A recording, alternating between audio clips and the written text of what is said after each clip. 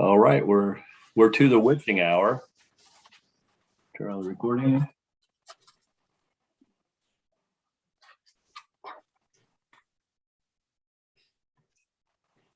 It's 7 o'clock, and I'd like to call this meeting of the Lakewood City Council for Monday, November 15th, 2021 to order. Madam Clerk, would you please call the roll? Councilmember Bell. Present, and I will be audio only. Thank you. Councilmember Boki. Present. Councilmember Brandstetter.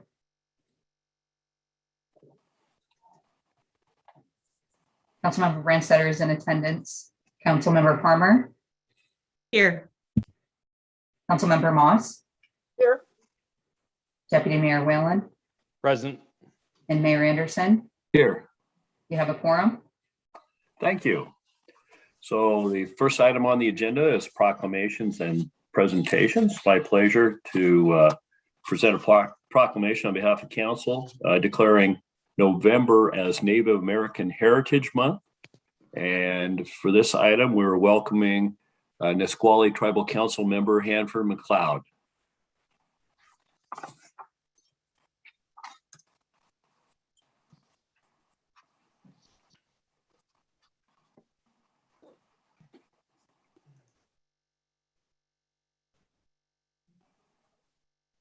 Good evening, Council Member McLeod. It's good to see you again. Good evening. Well, reaching through the ether sphere, I'd like to electronically present you with a proclamation. Whereas the Nisqually and Steilacoom people were the first inhabitants of what is now the city of Lakewood, using the prairie lands as a ready resource of food and a gathering place. And whereas Indigenous peoples' contributions are woven deeply into our city's rich tapestry, and whereas Indigenous people have influenced every stage of our city's development, and whereas Indigenous people have played a vital role in our community and their contributions have enhanced the prosperity and greatness of the city today, and whereas the city acknowledges that every community owes its existence and vitality to generations from around the world who have contributed their hopes, dreams, and energy to making the history which led to this moment. And whereas the city would like to recognize that we are on the lands of the Nisqually and Steilacoom people and acknowledge the history of dispossession that allowed for the growth of our community. And whereas the city offers respect to the Nisqually and Steilacoom people and their elders, past and present and emerging. And whereas Indigenous people have participated in every major U.S. military encounter from the Revolutionary War to recent conflicts in the Middle East, serving at a higher rate in proportion to their population than any other ethnic group.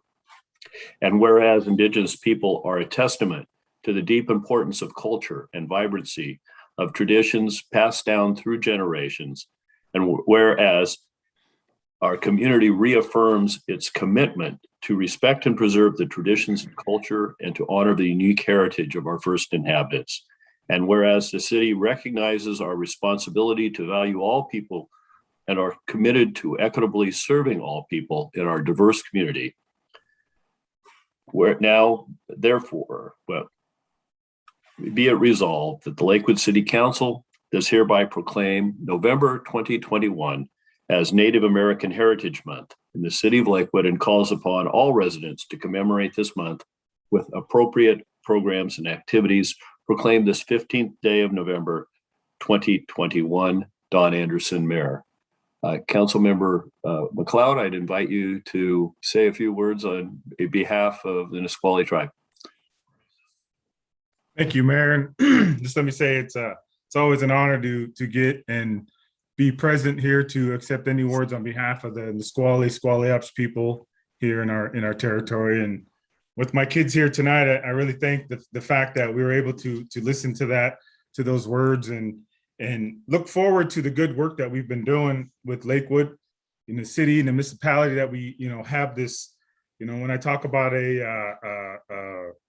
not only a working relationship, but this partnership, right? So we want to really, solidify this partnership more and more as we grow and work together and create this unique history of our people, and especially here in the state of Washington. and looking forward to, oh, look, now he's going to come in. We can have the chairman say some words here in a minute, but he was texting me saying he was going to watch me. But I'm glad he's able to zoom in and maybe say a few words, because it is, a great step forward always when we have these proclamations from the city and they recognize the areas that they're in. So I turn it over to you, Chairman, if you have any other words you would like to add to that. So we'd like to welcome Chairman Willie Frank of the Nisqually Tribal Council. Thank you, Don. I'm honored to be here today. I'm Willie Frank III, Nisqually Chairman. I really, my hands go up to the city of Lakewood. This is a great honor. And I think it shows the partnership that we are going to build and continue to build over the next few years. The Nisqually tribe is all about working with our outside communities, our outside cities, counties. I feel like there's so much going on that we need to come together and, really put a good plan together for this area, the South Sound. And this is definitely a good start. So I thank you guys very much for this opportunity. Honestly, I didn't want to say anything because Hanford does such a good job on all this stuff. So if he wants to say a few more words, then No. Well, we greatly appreciate your attendance tonight to accept the proclamation. But even more importantly, we value your partnership and friendship and hope that can continue to build. We are very appreciative of the relationship we have within the Nisqually tribe and the tribal council. And we think our joint meetings and appearances at each other's events is evidence that we're building a bond that's something special, so that we and our generations after us could continue to work together in a very productive way. Well, we hope with COVID, things opening up more, that we can do a lot more in-person events with the council here and really get to know each other and go from there. So thank you again. We really appreciate it. And we look forward to the next in-person meeting. Mm-hmm. Thank you. Good evening. Next, we have the presentation of the 2022 Stormwater Outreach Calendar. This year was with Evergreen Elementary School. I'd like to call on Stormwater Outreach Coordinator Diana Halar, who will highlight the program and introduce Evergreen Elementary School students who have participated in this year's calendar, or I guess it's next year's calendar. Students will appear on the screen for council members' recognition. Diana? Thank you, Mayor Anderson and members of the council.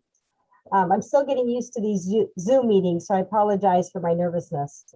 As you know, every year the City of Lakewood Public Works Department, the Stormwater Division, creates a Stormwater Outreach Calendar, and we work with a different elementary school in the Clover Park School District. And this marks our 11th year. And we worked with the Evergreen Elementary on joint base, Lewis McCord, and their calendar is the 2022 calendar. Due to COVID-19, this is the second year I had to create a YouTube video to educate the students on stormwater issues. In the past, we did an assembly style in-person outreach. So this does add a little extra challenge to the program because online teaching is harder than in person. Some of the messages that we used this year were pollution prevention and illegal dumping, fish-friendly car washing, picking up your dog waste, and where does stormwater really go? So this year, 18 pieces of art were chosen, 1 for the cover, 15 for the months. So some months this year had more than 1 photo, and 2 honorable mentions. And you may have noticed that there are many students with the same last names. We had several siblings in the school district that participated in the art contest, so a lot of families were involved. We printed 1,000 calendars, and we gave 450 calendars to the Evergreen Elementary School, 200 calendars to the Chamber of Commerce, 250 calendars to different businesses within the city of Lakewood, and the 100 remaining calendars will be distributed throughout the next few months. In addition to meeting one of our NPDES permit requirements, this also met the first unique element requirement of the interagency agreement between the State of Washington Department of Ecology, Pollution Prevention Assistance Program, and the City of Lakewood. So with this, I'd like to share my screen and I will call out the students' names that participated in the calendar this year.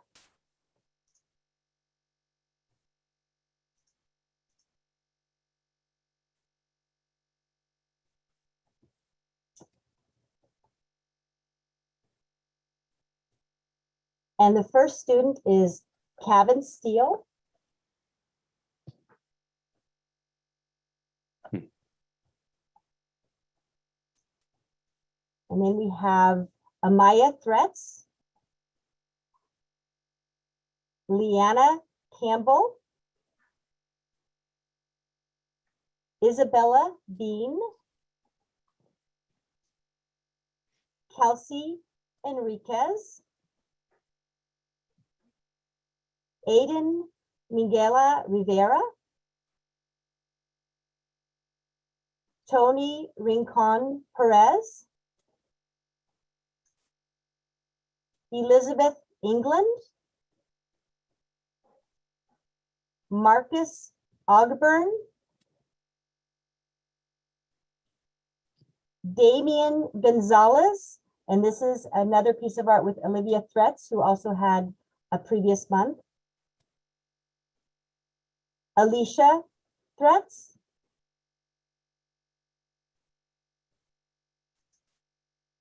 Caden Steele, and then we had our honorable mentions, which were also Alicia Threats.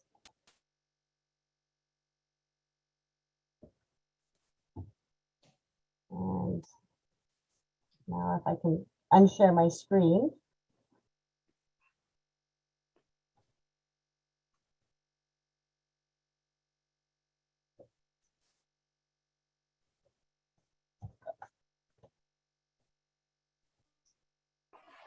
I say we have a couple of our participants here, and congratulations. Thank you all for participating.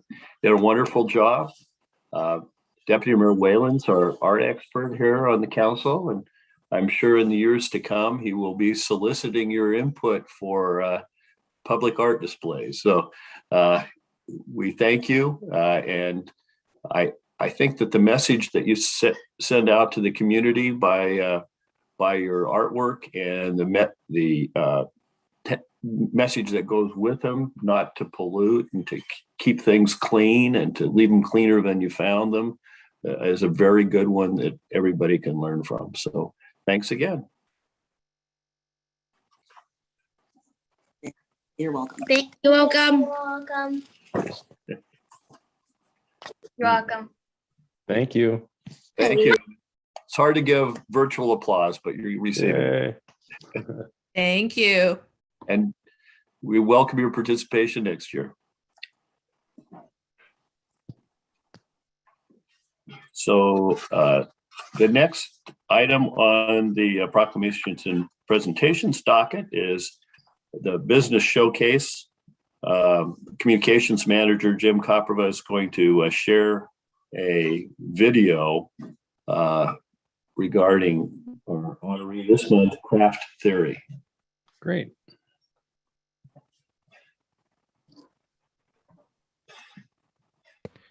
Hello, everyone. How are you? Can you hear me okay? Yes. All right, good.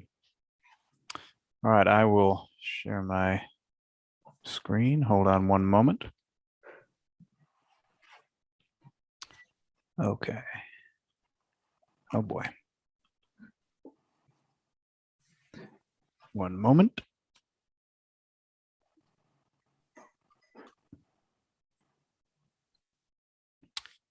Oh, okay. I'll have to rejoin the meeting. Pardon me. I have a system error.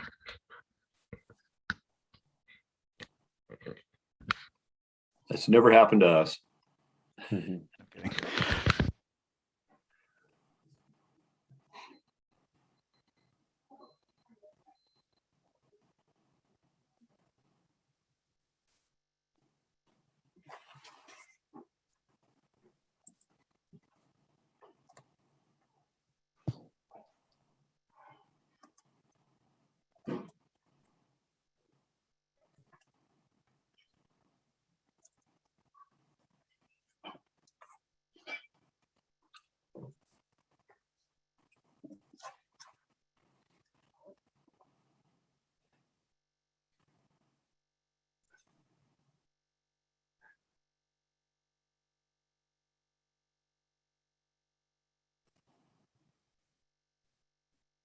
Mayor Anderson, I don't see that Mr. Capriva has rejoined the meeting. I do have the video if you'd like me to share that on his behalf. All right. If you can share the video. Thank you.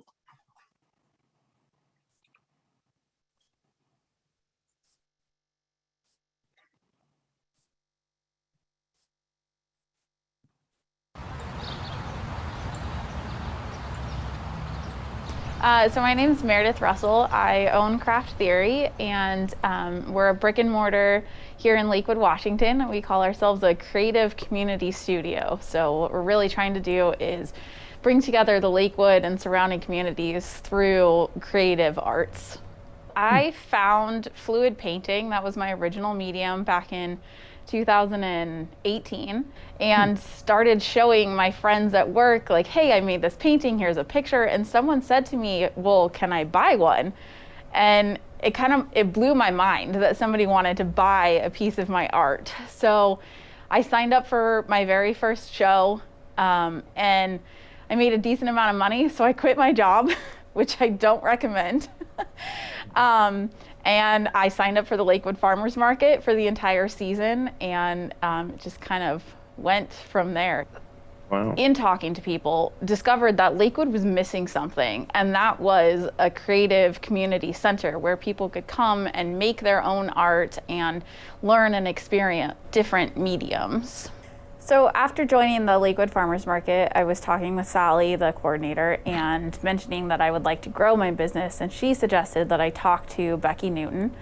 And so I called and emailed, got a meeting with Becky, and we sat down and started going over my business plan. And she said, wait a minute, didn't I buy a pair of earrings from you at Lakewood Farmers Market? And so it was very cool to have that genuine connection and then be able to talk to her about the back end of the business and being able to grow it. So Craft Theory is the culmination of this idea of building a creative space for the Lakewood community.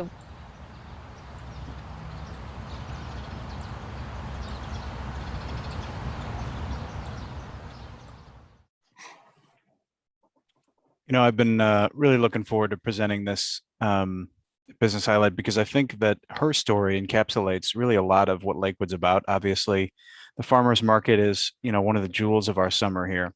And you see such a variety of vendors and businesses that are entrepreneurs and experimenting and putting putting a lot of risk and investment into their business, putting their careers on the line to fuel an idea. And that's certainly what you saw from Meredith. And in many ways, her building her business to the point where she could, open up a storefront is a realization of a dream. And at the same time, it's a first step towards, something even larger. She's a veteran. And, certainly that means something extra here in Lakewood, especially just in the wake of Veterans Day. And forgive me. And also, I thought it was really appropriate about her business. One of the things that her favorite product to talk about really is those popular wine and, sip and paint nights where, you try and maybe discover something about yourself. And so that's certainly what people are doing at her business is, trying to paint for the first time, trying something new in a way that was how her business came to be, trying, but also how farmers markets, businesses that graduate from the farmers market come to be, is trying something for the first time and seeing how it goes. We have also Team Madame on Silicon Boulevard has a similar story. They started at the farmers market and bloomed into something bigger and realized that dream of a storefront. So Meredith's story is fascinating and I'm glad to say not unique to Lakewood because our farmers market is a successful incubator for these dreams. Well, thanks for that video, Jim, and for the history on that. I think that it may behoove us, sort of the economic development folks, probably to keep a tally on the graduation rate from the farmers market, so to speak, as to see how effective that really is as an incubator. Because I I didn't realize it myself, but when you tell me the story, I'm not surprised. You work hard on the side until you can afford to take the leap. And see, Awesome. Ms. Bell's hand up. Hi, yes, thank you, Mayor. I just want to say that I really appreciated that video, and I've been to Craft Theory a few times before, and actually have done a class there with my daughter. It's a really, really cool space. You can just feel very creative. She has all the tools. Got myself a pair of earrings there too. But I would recommend that everyone go try it out, go check out a class. It's amazing. Well, thanks. And thanks, Jim. We'll now move on to the Sound Transit Access Improvements Update. For this, we have Zachary Eskenazi from Sound Transit.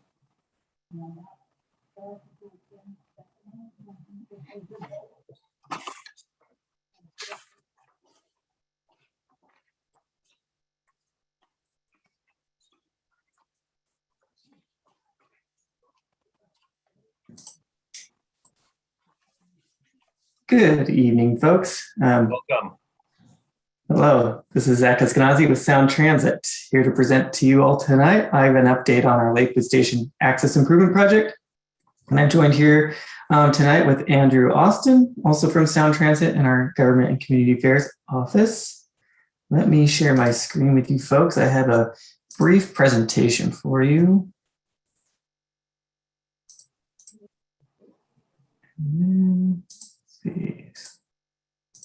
Okay.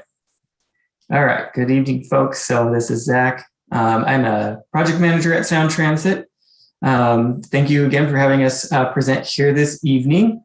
We wanted to give you all an update on our most recent round of community engagement for the project.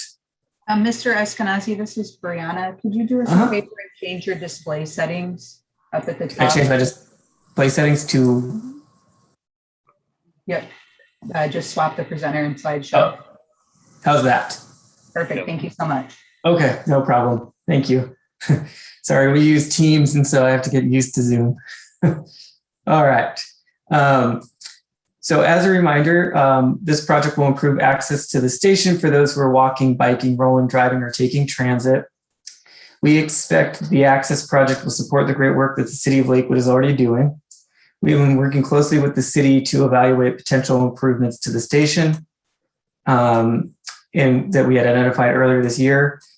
These potential improvements could include pedestrian and bicycle infrastructure, bus speed and reliability investments, expanded pickup and drop-off facilities, and parking improvement. Our target delivery date for the project is 2030. The financial plan for this project is $44 million in 2019 dollars, which is inclusive of planning, design, property acquisition, and construction. So we came to you all in September to provide you an update on the project and to let you know that we were preparing to do some community engagement to gather input on the potential improvements and possible alternates that we were that are under development. So just wanted to give you a highlight of that engagement by the numbers tonight. So as you can see here, we had about 900 folks visit our online open house.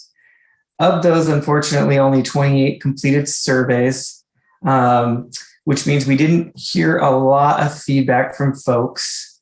But what we did hear, the themes we heard were generally folks liked the direction we're going in with the improvements that we have proposed.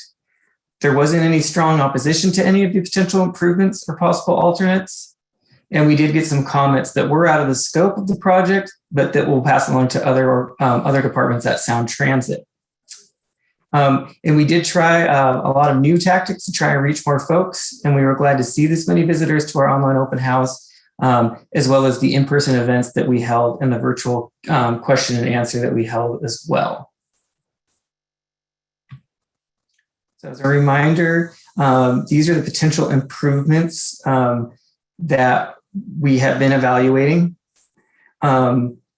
So what we heard from the 28 folks who took the survey, we heard more support or strong support for 6 of these projects, which include the 112th Street Southwest connections, the Bridgeport Way connection via 115th, stationary improvements, the Route 206 bus connection to the station, the 47th Avenue Southwest Bridge and sidewalk connections, and the Route 206 bus stops and sidewalks in the Springbrook neighborhood. And we heard less support for the Clover Creek Drive connection and the Kendrick Street Southwest connection improvement. For the possible alternates, a reminder that these were the improvements that were middle performing, that didn't score as high on our evaluation criteria, but still rose to the top. So again, we didn't hear much feedback on these alternates, indicating that there was no strong opposition or support for them. But working with Lakewood staff, we were able to identify which possible alternates we would suggest to the Sound Transit Board to carry forward. Those are identified with a star. This is the Springbrook area sidewalk and bike connections, some internal bike and bike storage at the station itself. Clover Park High School connection here into Davison Road Southwest, more wayfinding pickup at the pickup drop-off location on this side of the tracks on the other side of the station, as well as surface parking. I will note here tonight too that should we proceed with surface parking, or should that be identified as an improvement that we want to undertake, we will have to do additional analysis. And if the cost of surface parking is high, then we may have to look to take some of these other improvements here of the possible alternates off the list if surface parking were to move forward. But we would do that in consultation with Lakewood City staff and the council, just to make sure that there's no surprises. Regarding next steps, we are going to finalize our phase 1 alternative analysis report in December of 2021. Then we will take our recommended potential improvements and possible alternate lists to our Sound Transit Board. We're targeting March 2022. The board will then take action on identifying a set of preferred improvements to move forward into further study. I will say that we are looking for support or a recommendation from the Lakewood City Council. Should you want to offer it, that could come either via tonight to me, or you could all opt to send a letter to our board expressing support for any or all of those improvements that we've identified. We would ask that letter come in late January ahead of our March board meeting. That would be the best time to provide that recommendation. Then after the board takes action in March, we'll begin phase 2, which is a phase we refer to as conceptual engineering and environmental. That's where we will do more design, more cost estimating, and we'll environmentally review these improvements. And then in future phases, the board will decide which of the improvements we'll construct after that phase. And we'll continue ongoing coordination with our city staff and other partners. And that concludes my presentation this evening, and I'd be happy to answer any questions that the council may have. Any questions for Mr. Eskenazi? So, Mr. Bulkey. Thank you, Mayor. I guess my question is going back to those projects, and you're looking for us, and let's say we decided a future study session to go through them. You want us to do it in rank, or, I mean, there were a lot of projects there. So rank order, or should we always have the cost in mind, or how would you, what would you recommend us to give our priorities? I can say that list of potential improvements is a pretty strong list. You could just say we support that list of potential improvements. That looks great. For the possible alternates, same thing. You could say, yeah, that list of possible alternates look great. Perhaps other feedback could be, actually we don't support surface parking. We would prefer that the possible alternate lists be more non-motorized focused, or we would like Sound Transit to study both parking and these alternates and see if that can come forward. So I think long answer to your question, but short answer would be perhaps a recommendation on the suite of improvements that are being put forward as opposed to the individual improvements. Okay, and I do want to say I'm impressed with the list, and I really do, and I think we all do appreciate Sound Transit's partnership and your willingness to go forward with these projects and really keep us in mind on that, and we're hoping for some major improvements around, I guess the right word would be major investments from the private sector into the station districts. So we think that these will dovetail very well with those things. And it's just wonderful to have you guys as a partner in helping us put that together. Great, thank you. Thank you. Yeah, well, the opportunity for input is greatly appreciated. One concern I had is that, it's 9 years out, aren't anything to do with cost and environment going to be stale and have to be redone? So that's a good question. And actually the timeline we have, I can roughly cover that for you. So our phase 2, our environmental will take about 18 months. So from 2022 through 2023, and then in 2024, we would be taking, we may have to refine some of that list, but we would be taking that to our board, who would then select the project to be built. That would then allow us to go into preliminary engineering, as well as final design and construction. So actually, that's kind of the timeline for a capital project at Sound Transit. Actually would take about that long. Granted, it probably depends on the type of improvements we're doing. We could deliver on some of these earlier, and that's where our partnership with Lakewood is going to be key here, and we're working closely with staff. So perhaps on some of these improvements, should the city, for example, be able to deliver on them, that could potentially move up the timeline for some of them earlier than 2030. So we'll be in conversations with the city in the next phase of the project as we start to tier the improvements or figure out a way in which to deliver them from essentially the end of the next phase through 2030. So I imagine that certain of these projects will require greater lead time than others. Is that a consideration that we should take into account in giving our recommendations, or is the 2030 goal dictated by cash flow? Dictated by cash flow. But if, for example, the city were to say, hey, we're doing some complementary improvements on this right of way, and so could you bring that improvement forward earlier to help create efficiencies or reduce some costs by doing them together as opposed to separately. That could be something we take into consideration as we try to tier these projects or figure out how to and when to deliver on these improvements. So essentially, that would be seeing how these proposed improvements integrate with our 6-year transportation improvement plan, for example. Correct. Yes. Mm-hmm. And we're in close contact with the Public Works Director, Paul. Okay. Any other questions?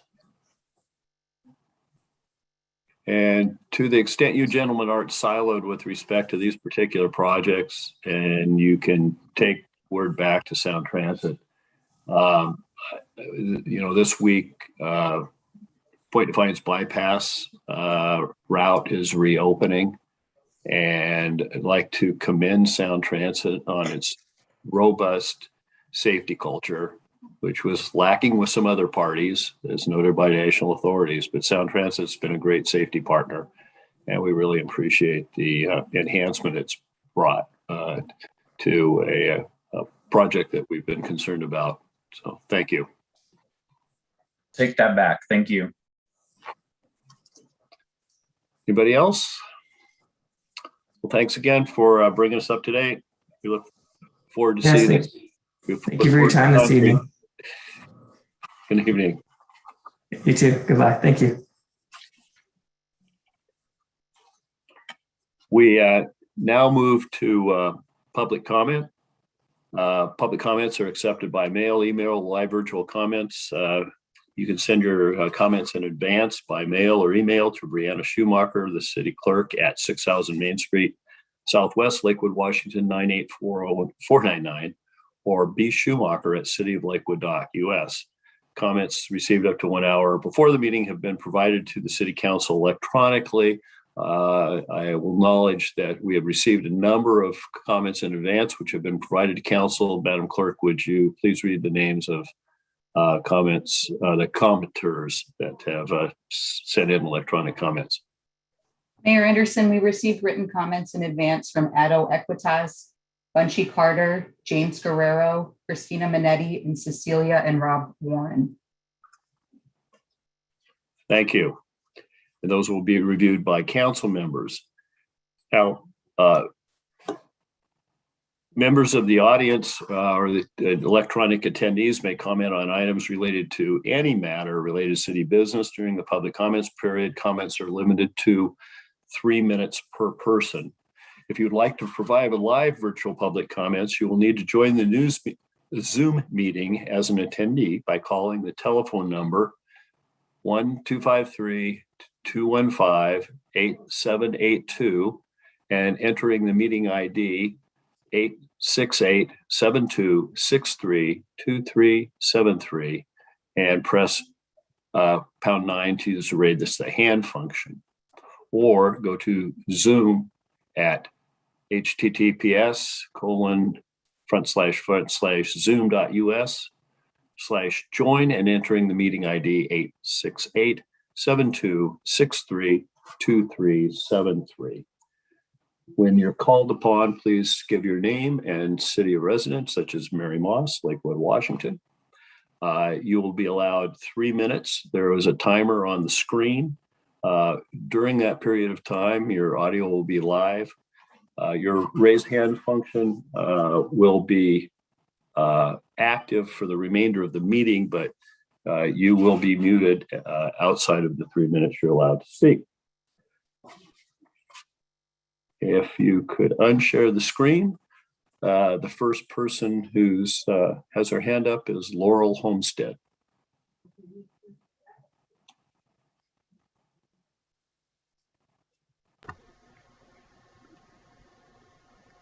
Good evening. Are you able to hear me? We can hear you. Hello, I'm Laurel Homestead, and I'm a resident of Lakewood. I spoke, I believe, on the last meeting that we had on the Mount Tacoma Drive consideration, and I just wanted to add a little bit to that. I've been talking to some of the neighbors around here, and we are in agreement that we would like to be part of this process as it moves forward. Some of our extra concerns are, we're fully aware that it's a main thoroughfare 2 times a day. However, during the winter, when it gets darker, this whole strip does not have any lights. So during the winter, it gets even more difficult to navigate this very narrow road. We are asking for that to, the reason we're talking about all of this is because we prefer to have it first on the list rather than be 2025. We'd like to see this started in the 2022 year. In addition, we talked about the potholes when it starts to rain, which is about 8 to 9 months out of the year. The road is very narrow. They've paved on the outside of the concrete, which creates huge potholes. And with the rain, you cannot tell how deep the potholes are, and so there's difficulties navigating that with vehicles. It definitely turns into much more of a safety hazard during the winter, and I know that the utilities, whoever takes care of the roads, they do a pretty good job of keeping the potholes covered. However, it just gets really bad during the winter. The other thing that happens is people start putting their trash cans out, which during the summer it's not that big of a deal because you can navigate around them. But during the winter, it gets significantly more difficult because people don't take their trash cans in. So there's, again, no lights. There's a navigation issue on that. So again, my neighbors are going to start calling in and sending in letters as they can. I've just been able to talk to them here and there. So we, again, are advocating that the Mount Tacoma Drive strip be put on first for 2022 instead of stretching it out way into the future in 2025 and 26 and 27. That is my input. Thank you for listening. I appreciate it. Thank you. The next person who signed up is only identified by a telephone number at 253-820-9671. If you wish to speak, please, you'll be unmuted. Please identify yourself and you have the floor.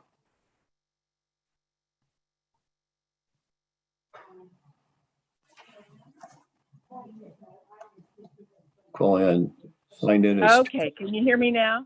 Yes. Okay. Hi, my name is Mandy Candler, and I'm a Lakewood resident. And I am here speaking tonight on behalf of Tricia Parsons, who is my niece and also a Lakewood resident. And she's unable to make tonight's meeting, but she did want to make a comment. And the following is her message to council. This is from Tricia. I'm speaking to request a moratorium on all Gary Oak and old growth tree removal. 2 weeks ago, my mother, who lives in Oakbrook, called me because a neighbor was removing 2 Gary Oaks from their front yard. While this is currently allowed by the city, I'm pleading for this to be reassessed. In the span of 2 hours, 400 years worth of Lakewood's natural history was completely wiped out, and the neighborhood charm was instantly degraded. The neighborhood will also be a lot warmer come next summer. The house that stands on Jade Drive in Oakbrook was built with those trees in mind, like many houses in Oakbrook and other Lakewood neighborhoods. It was built so the trees were kept as an asset to the house and to the neighborhood. Please, can we act sooner on this? Can we expedite this process to protect these oak trees? My entire family is very concerned with the current rate of old growth tree removal around Lakewood. My grandparents, who fought so hard for incorporation and a beautiful city, would be absolutely devastated by the current state of affairs. And I fear the future generation will never experience the beauty of a tree-lined street in our city. Let's keep the oak in Oakbrook and the wood in Lakewood. And a further note here from her. I emailed Council Member Brandsetter on the day this occurred, and he can share the before and after images with you. I want to thank him for his prompt response, and I hope we can move quickly with a moratorium. Thank you. Thank you, Council. Thank you. The next person up is Christina Minnetti.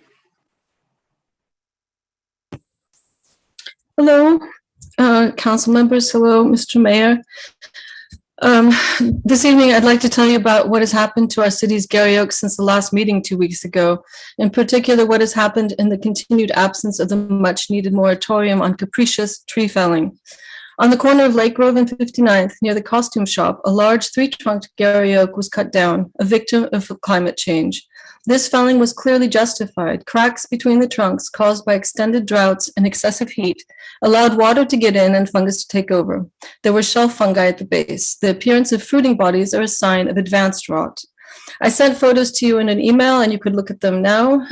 This was the tree I'm showing you in the photo on October 19th, with the crack visible, and next to it, a photo of my son next to the 55-inch diameter stump on November 7th. On November 4th, on Jade Drive in Oakbrook, as you just heard from Ms. Candler, several, it would appear, mature Gary Oaks were cut down on a small lot.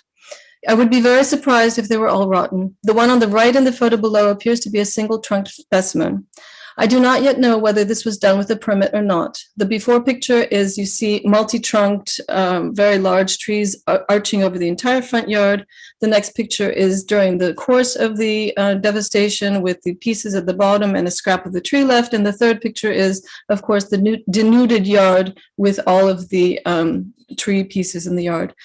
Under no circumstances should healthy, significant trees be allowed to be cut down in Lakewood at this point, especially since, as we see in the first photos above, global warming is adversely affecting even some of our most drought-tolerant trees, the Gary oaks. These crimes are being committed on your watch, City Council. The period we are witnessing now will be known as the decades of destruction, when the City Council allowed Lakewood to be stripped of its wonderful ancient oaks and other trees.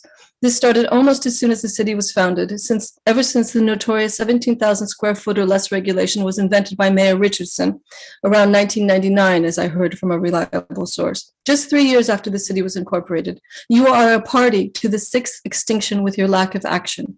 You have a moral obligation to put a stop to these truly heinous crimes against nature and the people of Lakewood.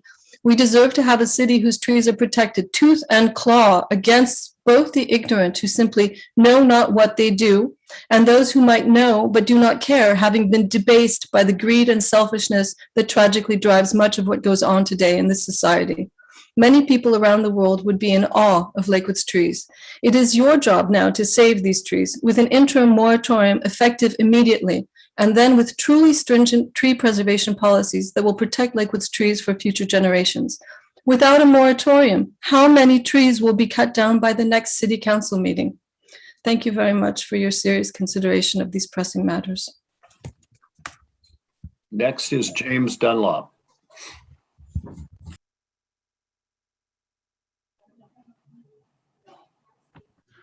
Hi, can you hear me okay? Yes. Okay, my name is James Dunlop and I'm a resident of Lakewood.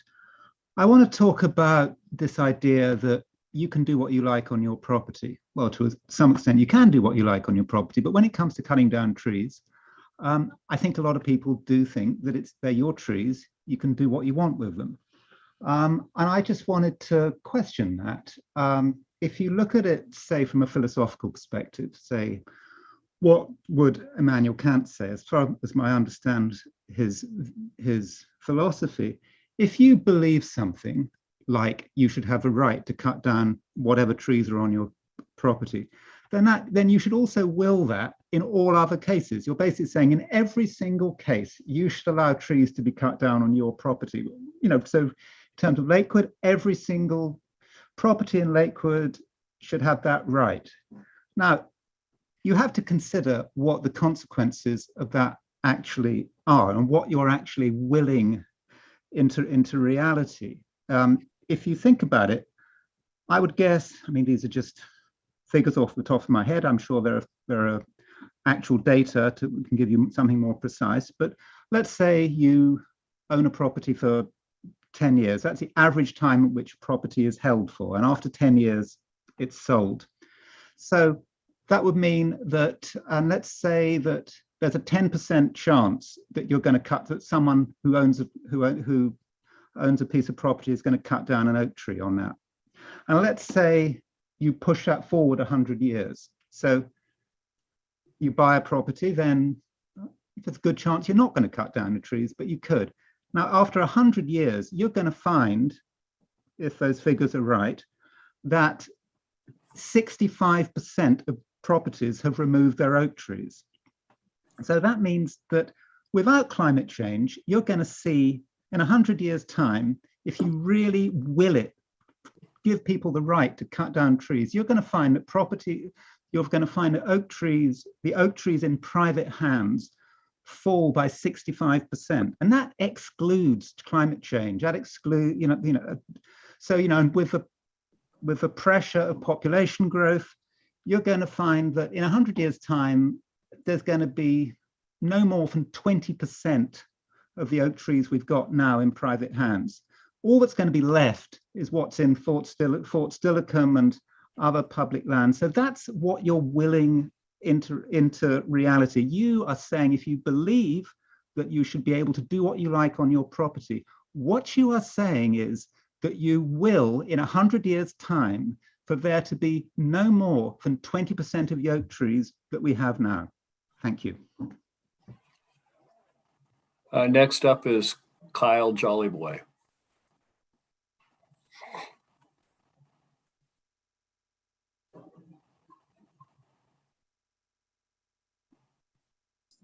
Mr. Jollyboy. Yes, I can you hear me now? Yes. Thank you, sir. My name's Kyle Jollyboys, and I'm a Tacoma resident. But I grew up in Lakewood, and my mother still is a resident there. My father was a United States Marine and a businessman that had an office in Lakewood for over 30 years, a well-respected businessman. And he gave me that right fighting on Iwo Jima to stand up today. I've been standing up for 6 years against this climate emergency we're in. And you guys are a part of it. You guys are cutting down these oaks all over the Lakewood. And Lakewood is, the woods part of Lakewood is the oaks. Look it up. If you really want to do something for the Native American tribes that you proclaim these things for, you should immediately halt cutting down any more trees in Lakewood. Because you guys are doing damage to the planet and the future generations yet to come.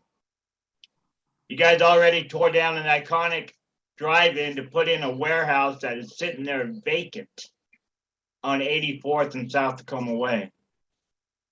Warehouses are going up all over Lakewood where trees and families once gathered. We're asking for you to immediately halt all cutting down of any more trees and protect Lakewood as elected servants. You guys are public servants. We elected you. And Mr. Boshi, he wanted to set up a little, some sort of little area for the Native Americans. When Chief Leshai was killed on your land. You guys need to start respecting the indigenous people of this land, because you guys are putting up warehouses instead. You guys should be focusing on the trees and not cutting down another one. Too many trees have been cut down since this last meeting. How many more will be cut down within the next? We're watching you, and we're going to hold you all accountable. And I yield my time. Next up is Dennis Haugen.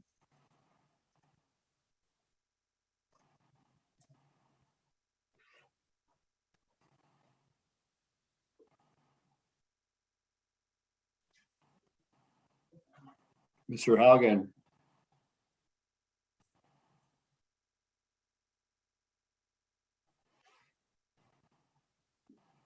Mr. Haugen, you're unmuted.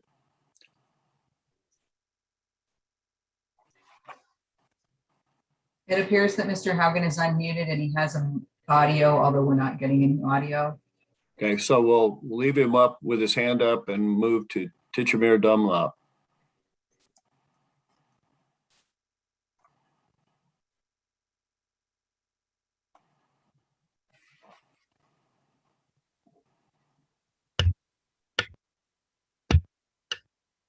Oops. Hello, can you hear me? Yes, we can.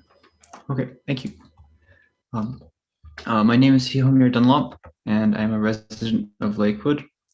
I want to talk about the trees and the climate. On Sunday, the 7th of November, by goodwill, I saw the stump of what had been a huge triple Gary oak, 55 inches across. I could see how originally there had been 3 oaks that merged into one. I could also see that the oak had been legitimately cut down. From the stump, we could see that the tree did have rotten areas, and cracks between the trunks, and large shelf fungi on both sides of the base. But how did this Gary oak get into so much trouble? It wasn't yet ancient. While Gary oaks are very good at dealing with drought, the long droughts can make those with multiple trunks crack. Then when the rains come, the fungus gets into the cracks, spreads, and before you know it, the tree is dying. Another example of a tree killed by the climate was a native big leaf maple, which the city recently cut down in Edgewater Park.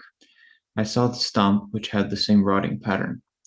The conifers in Lakewood are even more vulnerable to drought and fungus than the deciduous trees are, and according to some research I just heard about, in a few decades, they will all be gone, killed by fungus and global warming. And while all this is going on, the city is still allowing even healthy Gary oaks to be cut down, even for no reason. These trees are not going to come back, and more trees are being killed all the time. Do we really want a city with no trees? When is the city council going to act? When is it? When it is too late? How many trees will be destroyed before you do something? Climate change is real, and the very least you can do is declare an immediate moratorium on killing Gary oaks and other trees. Thank you.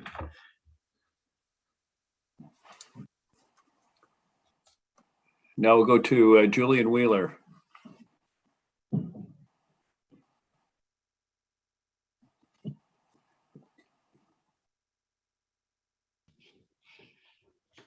Hello, City Council. Can you hear me?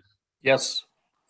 Great. Anyway, I'm Julian Wheeler, and at the moment I'm addressing a family emergency out of state, so I'm not in Lakewood right now, but I did want to kind of announce the Pierce County Accessible Community Advisory Committee is still here to serve, and I was termed out as chair, so I just wanted to, thank the City Council for withstanding my constant announcements. But to say that, with respect to projects that have been on the agenda, like Lakewood Landing, there is always an opportunity to boost funding for accessibility projects, anywhere in Pierce County. And that money comes from parking tickets, people who park illegally in disability spots. So darn you for parking in there, but thank you, because the fines go to fund accessibility in communities. The meeting is the second Tuesday of odd numbered months. So the next meeting is in January.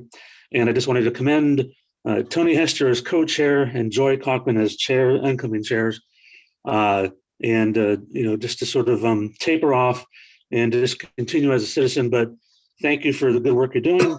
And I certainly hope that that the dialogue continues, particularly among people who disagree. And thank you for declaring this Native American Heritage Month.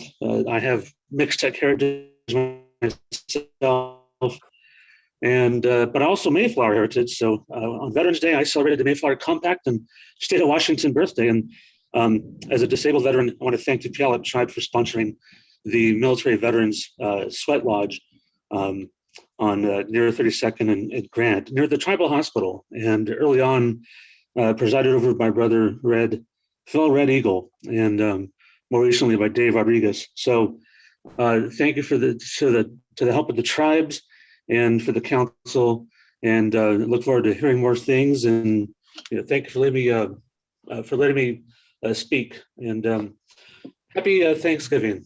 Take care. Thank you. You now move back to another tip for Dennis Haugen.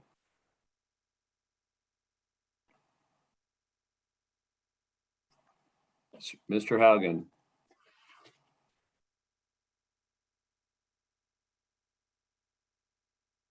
See the mute sign still up. And now it's off. Mr. Haugen, are you there?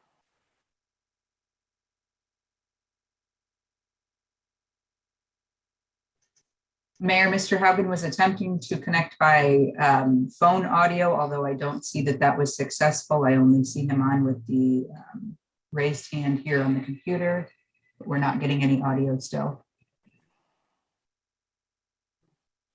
All right, well, we're gonna have to move on. Apologize, Mr. Haugen, if you can hear us, we can't hear you. Now, is anyone else who has signed on wish to make public comment? You're not precluded. Does anyone else wish to make public comment? Please, as an attendee, raise your hand, your virtual hand. Seeing none, I declare public comment closed. We now move to the consent agenda, Madam Clerk.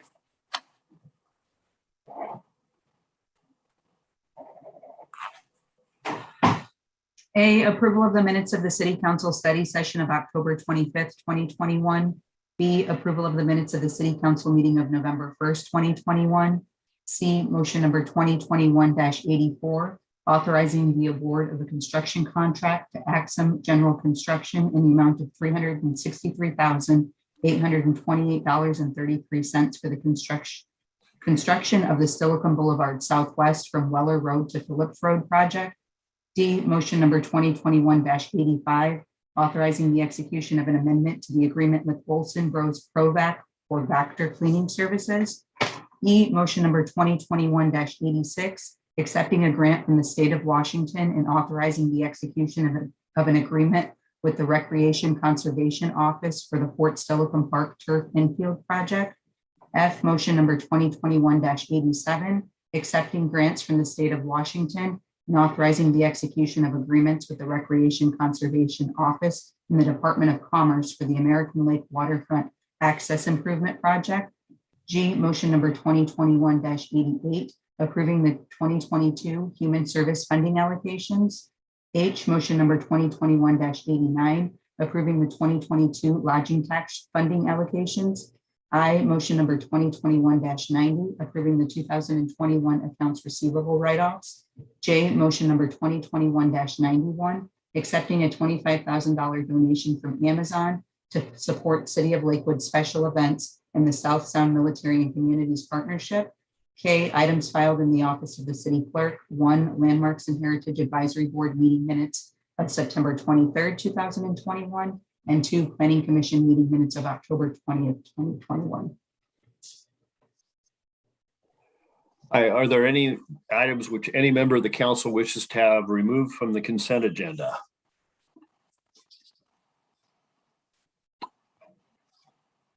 Hearing none, I would entertain a motion.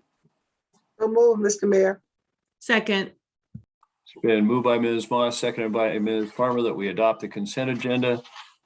Is there any further discussion? All in favor, please signify by saying aye. Aye. Aye. Opposed, nay. The motion carries. I note that we seem to have lost Mr. Brandstetter, but he's maybe him coming back. I know we've had some intermittent power surges and power outages throughout the day, so we'll try to allow for that and people coming back on. Mr. Brandstetter, are you back with us? Is that you signing in as Mike?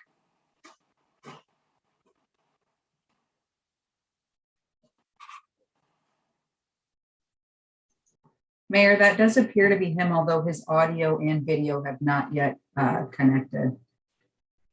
Okay. Wait another moment here.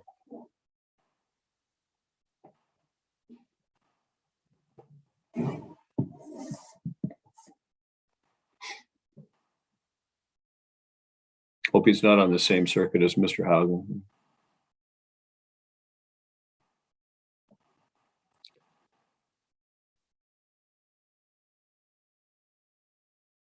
Mr. Brandstetter, if you can hear us, we can't hear you, but we see that you're attempting to link up.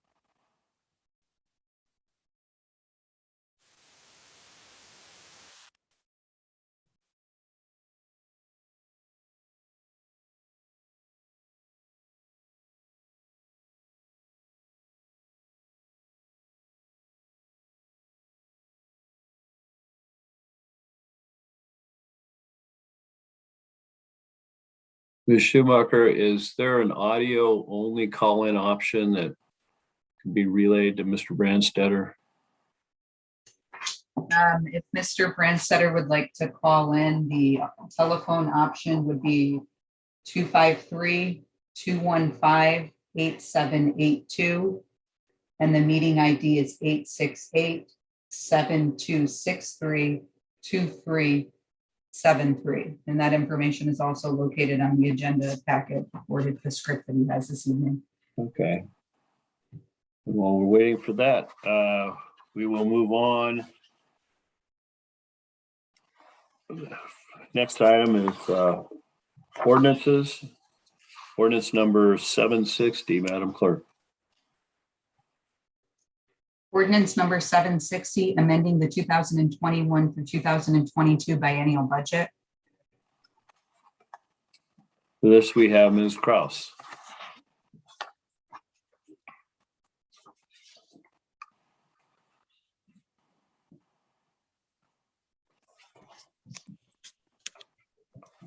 Good evening, Mayor and Council members. The mid-biennial budget adjustment was presented to you on October 11th. The public hearing was held on November 1st, and tonight we're asking for City Council's authorization. Any questions from Ms. Kraus? Have arisen since our last discussion. Seeing, I'd entertain a motion.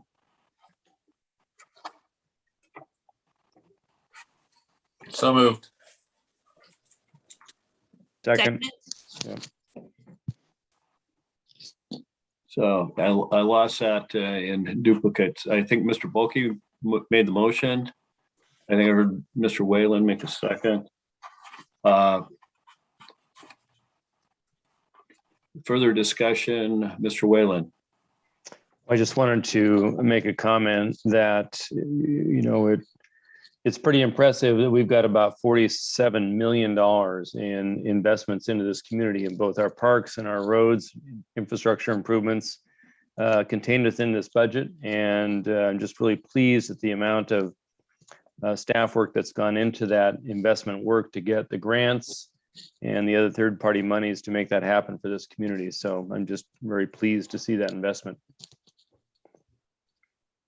Thank you. Any other discussion, comments, council? I'll call the question. Will all in favor, please signify by saying aye. Aye. Opposed, nay. Motion carries. Now move to ordinance number 671, Madam Clerk. Ordinance number 761, amending the 2021 through 2022 biennial budget, approving the American Rescue Plan Act program budget. For this, we have Ms. Kraus. So this item was also presented originally at the October 11th study session. It was presented separately on October 25th, followed by a public hearing on November 1st. And this evening, we're asking for the City Council's approval. Any questions for Ms. Kraus? Don't see any hands up. Entertain a motion on ordinance number 761, excuse me. So move, Mr. Mayor. Second. It's been moved by Ms. Moss, seconded by Ms. Farmer, that we adopt ordinance number 761. Is there any discussion?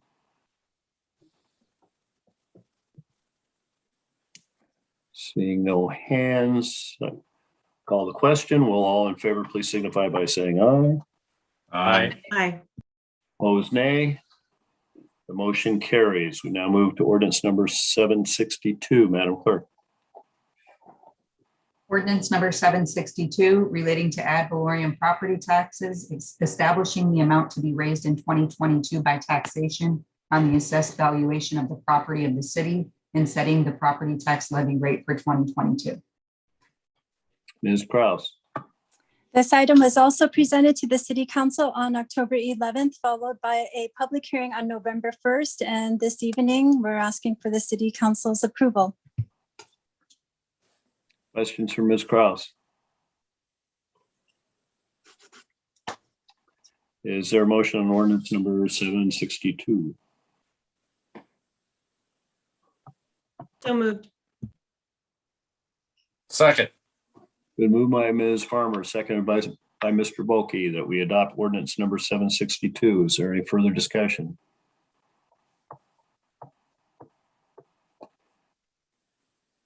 Seeing none, will all in favor please signify by saying aye. Aye. Opposed, nay. The motion carries. We now move to ordinance number 763. Madam Clerk. Ordinance number 763 is establishing a special revenue fund, ARPA fund in the city's budget. Ms. Kraus. This item was presented to the City Council on October 11th. It did not require a public hearing, and this evening we're asking for City Council's approval of this new fund. Entertain a motion on this controversial subject. So moved. Second. Moved by Ms. Farmer, seconded by Ms. Moss, that we adopt ordinance number 763. Is there any further discussion? All in favor, please signify by saying aye. Aye. Aye. Opposed, nay. The motion carries. I was thinking about amending that one to change the name of the fund. Now move to ordinance number 764. Madam Clerk. Ordinance number 764, establishing an economic development opportunity fund within the general fund ending fund balance reserves. Ms. Kraus. This item was also presented to the City Council on October 11th. No public hearing was required, and we're asking for City Council's approval this evening. Questions for Ms. Kraus? I entertain a motion. So move, Mr. Mayor. Second. By Ms. Moss, seconded by Ms. Whalen. Mr. Whalen. You didn't have your preferred pronouns up. I'm I sorry. told you those pronouns were important. Yeah. Is there any further discussion? I just hope that it works. I hope that people take advantage of the opportunity fund. Yeah.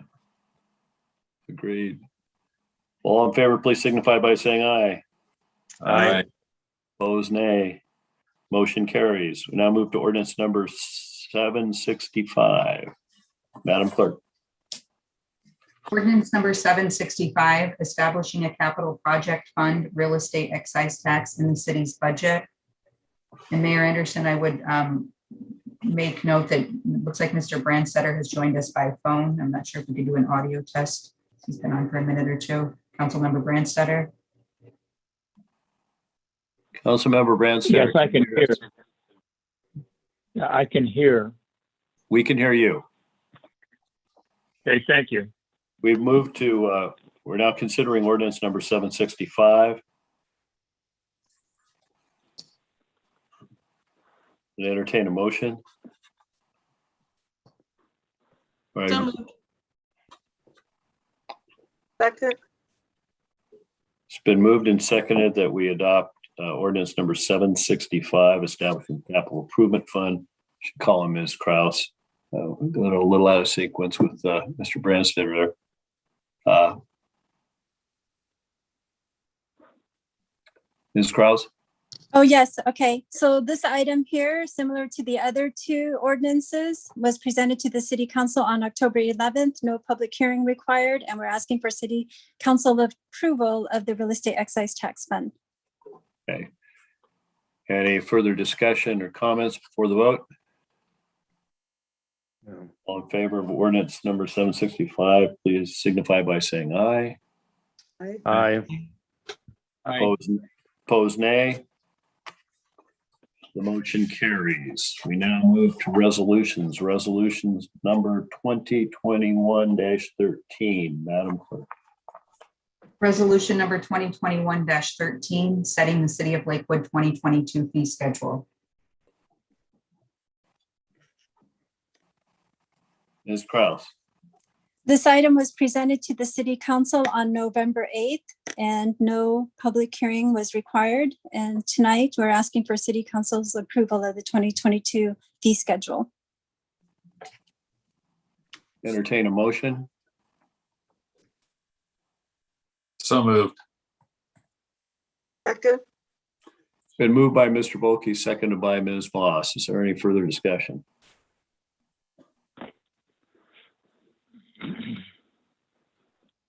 So I am not going to pass a gavel and move for an amendment, but I have one item of concern that may be shared by others from a little bit of rumbling I've heard. And that's raising the pet licensing fees. Well, it looks like we have about 1,500 people who license their pets. If national averages are applied to Lakewood, we probably have 31,000 cats and dogs. It means about 5% of the people in Lakewood actually license their cats and dogs. And I commend them. But even though it's less than $20,000, raising, I have a concern about the fairness of raising the fees on the 5% that step out to comply. It just smacks of being unfair and inviting even lower compliance rates with a minimal amount of benefit. So if the other council members wanted to offer an amendment to take that out, I would support it on the vote. But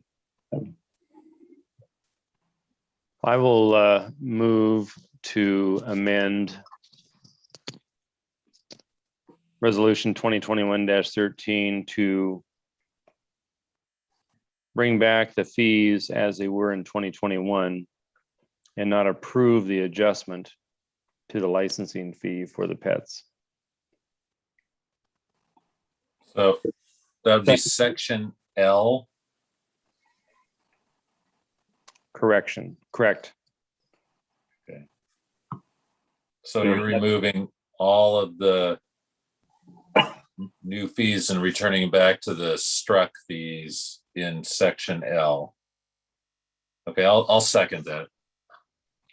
it's been moved and seconded that we amend the motion, the resolution, I should say, to strike the fee increases for related to pets in section L. Is there any discussion on the amendment? Mr. Whalen. Well, I'll speak to your thought and comment that we probably could do as good or better of a job by collecting revenue from existing pet owners. I have heard anecdotally that the third-party vendor pet data could make the process a little bit easier, which might enhance the opportunity for success to get more folks to license their pets. But apparently that process is either not communicated as clearly as we might, and perhaps isn't as easy to facilitate uploading documents such as rabies certificates or evidence of your dog's spay or neutering as it might be. So anyway, I think we can at least try to do a better job of educating the public in this next year and see what happens. And if we don't get an increased responsiveness rate and increased revenue to deal with the habit or the fee that we're paying for the vendor, it's escaping me right this moment, then we can revisit it in the next biennium. Humane Society, excuse me. Yep. Ms. Farmer. Deputy Mayor Whalen took the words right out of my mouth, but I will rephrase. We definitely need an information campaign on this. I'm not sure what the city has done in its 25-year history, but definitely could use some fresh messaging on it. Yep. And then we need to revisit the fees because the Humane Society contract has gone up, and we do need to figure something out. Any further discussion on the amendment? Ms. Bell. Thank you, Mr. Mayor.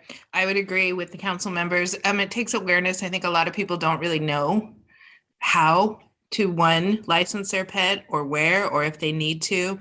I think it takes us just being available and maybe some partnerships with the city and the Humane Society for some different type of pop-up type events. And again, a campaign and getting the awareness out there that people need to do this. And then I'm for that, and then revisiting the fees again. Yeah, I would concur that it's been a number of years since I've had a dog, but trying to navigate that system online was difficult. When you have to sit down more than one attempt to try to get through to pay what amounted to a nuisance fee, it's kind of frustrating. So hopefully it's got better since then. Any further, Ms. Moss? Mr. Mayor, after hearing the discussion and learning more about the fee schedule and the amount that the people that are using it, I agree with the council. Then we'll, if there's no further discussion, we'll call the vote on the amendment. Will all in favor of the amendment, please signify by saying aye. Aye. Aye. Aye. Opposed, nay. The amendment passes. We now move to the motion on resolution number 2021-13 as amended. Is there any further discussion? All in favor of the motion as amended, please signify by saying aye. Aye. Aye. Opposed, nay. Motion is amended passes. Now move to resolution number 2021-14, Madam Clerk. Resolution number 2021-14, establishing the 2022 docket of comprehensive plan, land use, zoning map, and policy amendments. And for this, we don't have Ms. Krause. We will have Ms. Spear, our planning manager.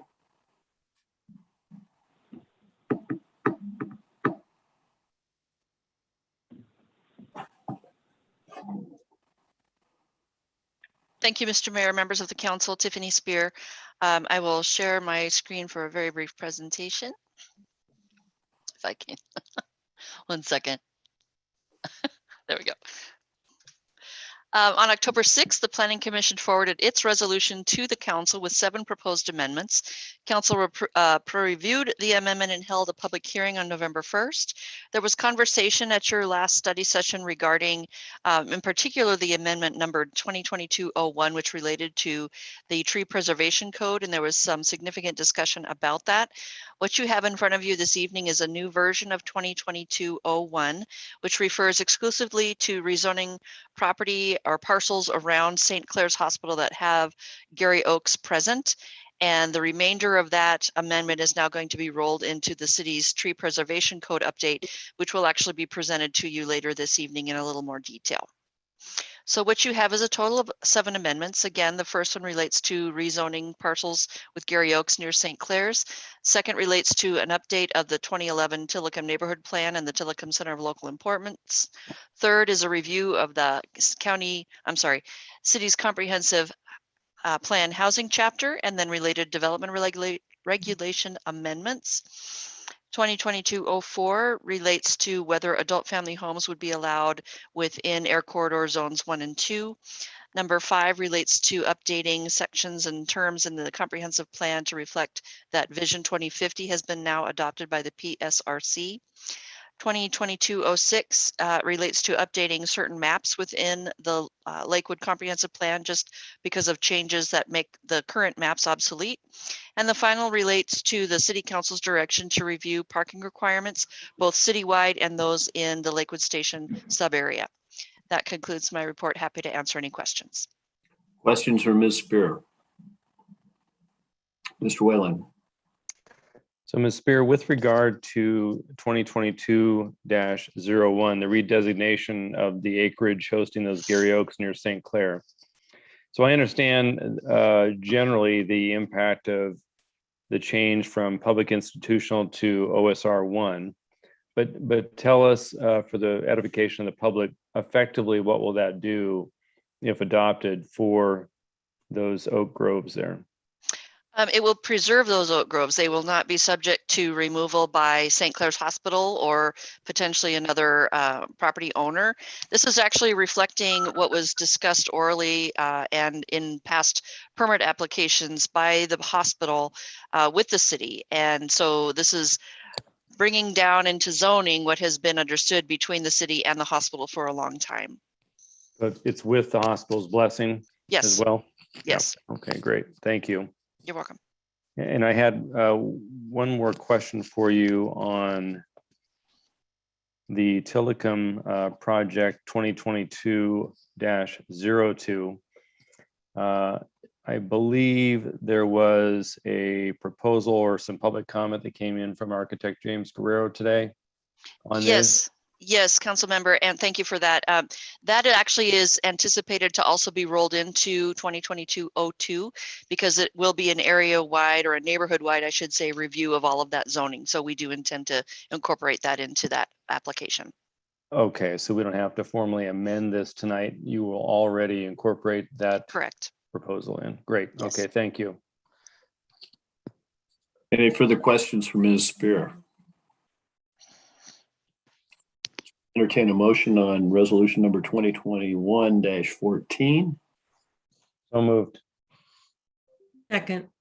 It's been moved by Mr. Whalen, seconded by Ms. Farmer that we adopt resolution 2021-14.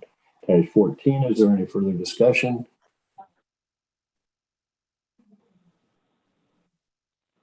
Hearing and seeing none. Will all in favor of the motion please signify by saying aye. Aye. Aye. Opposed, nay. The motion carries. We now move to unfinished business. Is there any unfinished business to come before the council? There's none, Mayor. Thank you. So we'll move to new business. Motion number 2021-92, Madam Clerk. Motion number 2021-92, authorizing the execution of an agreement with Burke Consulting in the amount of $59,890 to update the city's tree preservation code. Thank you. For this, we have Mr. Buer.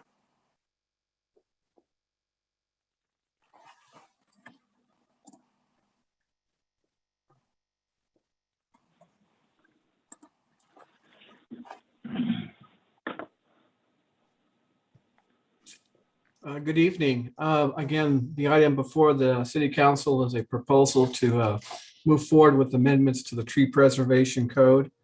This topic has been before the City Council on September 27th and also on November 1st, and again this evening with a proposed contract. The action itself is a recommendation that the City Council or City enter into a consulting contract with Burke Consulting to provide an update on the city's tree preservation code. The cost has been basically rounded up to $60,000. The time frame begins upon action this evening, November 15th, and with completion of the project by August 31st, 2022. There would be some organizational work that would start immediately in December, with the public process initiated sometime in January 2022, after the City Council has established its ad hoc committee. There are several questions by the council regarding the scope of work at the last meeting. There was a request to review the tree permit fees. That's been included into the document. There is also reference to Gary oaks and other tree types. That continues to be a topic of concern and felt it was best just to include the language. And lastly, to quicken the completion date. So you see that actually in the contract on page 307. Next steps, if the council approves the contract this evening, would be determine the size of the ad hoc committee, determine if there's any other governance issues the council wishes to address, appointing the ad hoc committee members, and the approval of the work plan, which assumed if the contract is approved, the scope of work in itself becomes the work plan. And with that, Mr. Anderson, Mr. Mayor, I return the matter back to the council. Thank you. Are there any questions for Mr. Buer? Mr. Whalen. Mr. Buer, the first question is, how are you going to review and what standard are you going to use to appoint ad hoc committee members? City staff is not appointing ad hoc committee members. Right. The ad hoc committee members would be appointed by the City Council. Got it. Process would be an application. Draft application has been drafted. The thing would be to share that with the council and make sure that the council is comfortable with the application. And using the application as a springboard, determine which are the appropriate people or individuals that the council would like to place on the ad hoc committee. There's also some additional materials found in the proposal that talks about what the council may wish to consider as far as committee membership. And that's also contained in the agenda bill as well. Thank you. Second question, there's been comment tonight and we've heard it previously as to the potential impacts of delayed performance on this particular item, meaning is there value or legal authority for the institution of a moratorium pending completion of the work outlined by this contract in August 2022? And I know you're not the city attorney, but I know you folks have discussed it at some length. What's your feedback on that issue? I'm going to, since the city attorney has joined us, I'm going to go ahead and just return the matter to her. Mere mention of moratorium make an attorney for the city appear as if out of thin air. Yeah. Better than hot air. So I appreciate you being here. Thank you. Yes, and I've been asked to put some of this into writing so that you have some of the various authority that might be helpful in making your determination. But as just an initial matter, moratoriums are greatly disfavored. And part of the reason that they're so disfavored is because they, by design, they cut off process, right? They're an instant ban on something that someone currently thinks they might want to do with their property. And any time in land use, when you're cutting off process, you are taking a risk. The second thing to know about moratoria is that if someone has a vested permit, in other words, if they've applied, they get the benefit of the law as it exists when they apply. You can't pull the rug out from under your applicant and say, well, you know, now we've decided to do something different. You can impact people who have not yet vested, but you cannot do anything about people who have already vested. So those are two of the main concerns. And arguably, if you tried to use a moratorium on someone who has a vested permit on their private property in the city of Lakewood, you could be lining yourself up for a takings argument, because the owner of the property at that point could say, you have taken the value of the property from me. I have applied to use it for X purpose, and that either, you know, it requires something the moratorium is getting in the way of, and then they would argue you've deprived me the value of the property, the full value of what I would like to do. Now, typically, we don't always see that as cutting down trees, but to the degree that someone wanted to put their building where a tree is, and we've given them a permit to do so, and it has to be a vested permit in order to claim that right, but you really are depriving the property owner the right to the use that they had bargained for, in essence. How about in those situations, however, where a homeowner has not made an application to receive a permit because a permit is not required for residential lots under 17,500 feet. So I'm not clear whether the vesting doctrine applies in those situations where by ordinance, one has a right without seeking a permit.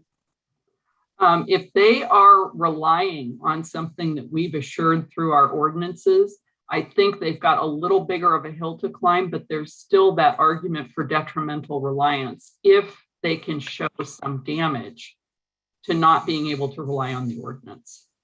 And so I'm not familiar with cases that have gone that way, particularly when you're talking about residential homes as opposed to business, because typically a lot of these cases turn on some kind of a deprivation of profit of the property. Maybe Right. the developer could come after you or something like Right. that.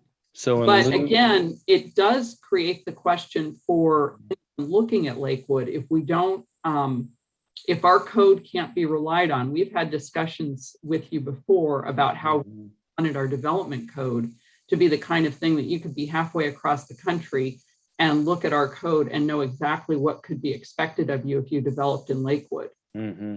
We are then going out and passing moratoria that sort of undermine what we've put in our code. That's obviously a policy consideration for the council. It's not something I would necessarily give you legal direction, but it does create a question of reliability in the mind of the developer. How about in lieu of considering a moratoria, similar to the process the city of Tacoma took with regard to the interim regulations in the tide flats? They didn't put a moratorium on per se, but with notice and an opportunity for public comment, they instituted interim regulations pending a final decision on the land use regulatory ordinance. An interim regulation with notice and opportunity prior to the August date would be acceptable, right? Wouldn't be a moratorium. Well, it wouldn't be a moratorium. And the real question that is going to be reviewed is how much public participation did you get? And was that equal to what regular regulations would get? Or was it something less than what your regular regulations would get? Interim regulations get kind of an interesting reputation because sometimes they are a moratorium in regulations clothing. And that's the way that they're passed without much process, you're going to have a problem. On the other hand, if they're passed with all the same process, why are you even calling them interim regulations? If you go through the whole process, you have new law. So that's, I'm not sure why people dance around with the idea of interim. When really, all your ordinances are interim until you pass a different ordinance, right? That's true. Yeah, in a sense. Yeah. That's something to consider. But the more process you have, the more opportunity that your citizens, all of your citizens, have a chance to be heard on something, the more defensible it's going to be. And typically moratoria are designed to say, stop everything where it is. We need to study this. And one of the biggest mistakes jurisdictions make is they use the part where they stop everything. They don't do the study following. They just don't get to it. Everybody seems happy because this moratorium's in place, and you get yourself in real trouble there because without the study, you aren't justifying proceeding without the process. Right. So to just put a button and bow on it here, there's legal risk to the city and to the taxpayers for a moratoria, given what you've discussed with vested rights and certainly reliance issues on existing ordinance pending proper process. And there's additionally a recent case out of Chelan where, on top of everything else, a development that went forward in violation of the moratorium wound up being upheld when they got to the higher courts. The moratorium didn't even have the desired effect. So you take all of that risk, and right now the courts aren't upholding the moratorium.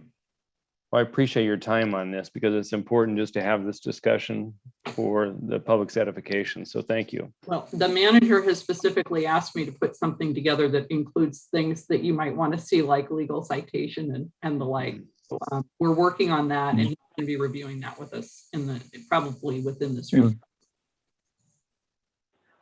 Any other questions for Ms. Walker? Did you have one, Mr. Brandstetter? Yes, Mr. Mayor, thank you. Ms. Walker, I just wanted to say that if I understood you correctly, we're embarking with this motion on a study to look to make comprehensive changes to the tree preservation ordinance. And that Mr. Buer indicates that would take through until late summer. But does this particular contract that we're looking at today preclude the council from making a minor change with public input to the current tree preservation ordinance, say something that would be effective in March? And I was thinking of something as minor as just bringing all residential lots into the ordinance so that if you want to cut down a tree, that you get a permit. And is that process able to move in parallel with the longer process to make adopt a new comprehensive tree ordinance? Again, not creating a moratorium, because you could still get a permit to cut down a tree if you met all the criteria in the existing ordinance. But would we be precluding that by awarding this contract? Councilmember Branstetter, the answer to your question is no. If you'd like me to go into detail as to why my answer is no, I will, but the simple answer is no. No, I guess my thought would be is I share some of the concerns that if the word gets out that we're going to be adjusting the ordinance, and we want the word to get out because we want a lot of input, that but I am concerned if that would create a rush on the heart of many property owners that were to decide to cut down trees in order to, in advance of any potential change, whatever it may be, to be able to go on off. But that if we were to do something that was a very slight change, but could be impactful in that regard, that the council would adopt as an amendment to the existing ordinance, say in March, after having 3 months of public input, that could be in place, and then that could even then be replaced by the eventual final ordinance that this process brings out. Again, I just want to make sure that possibility isn't precluded by awarding this contract with the detailed scope of work that's in it. The answer to your question is no. Okay. Then I have a question for Mr. Buer. Mr. Buer, you mentioned that you felt that the work plan for the ad hoc committee would mirror the work plan that's in the motion and the contract that's before us tonight. Would the committee, once formed, have some input to perhaps do some modification or add some elements to their own work plan? I think I'd answer that. That's a council question, Mr. Branstetter. If we create a committee as a council, we have with one voice the ability to tell them what their committee can and can't do. All right, thank you, Mr. Mayor. That's all that I have for this evening. Thanks. Any other questions for Mr. Buer or Ms. Wachter on this item? Then I'd entertain a motion on. Mr. Mayor? 20, yes. Ms. Farmer has a question. Okay, Ms. Farmer. I do have a question for you, Mr. Buer. The draft timeline, 8-month timeline, it generally outlines the ad hoc committee completing its work around month 5 and then presenting to the planning commission, and then the planning commission formally presenting to the city council. That's an established protocol, legislative protocol. Yes, it is. Thank you. Secondly, I wanted to mention that I really appreciate the conversation we've just had regarding moratorium and versus interim regulations. And if I were your public relations counsel, I would say, please steer clear of moratoriums. There's very clearly some legal risk, but there are also many other kinds of risk going down that path. I am very interested in approving the contract as it is proposed. I think it's lined up. We're ready to go. It's an amazing contract. We're getting a heck of a lot of work for a very reasonable price. I'm very impressed with the work that's gone into it. So great job, staff.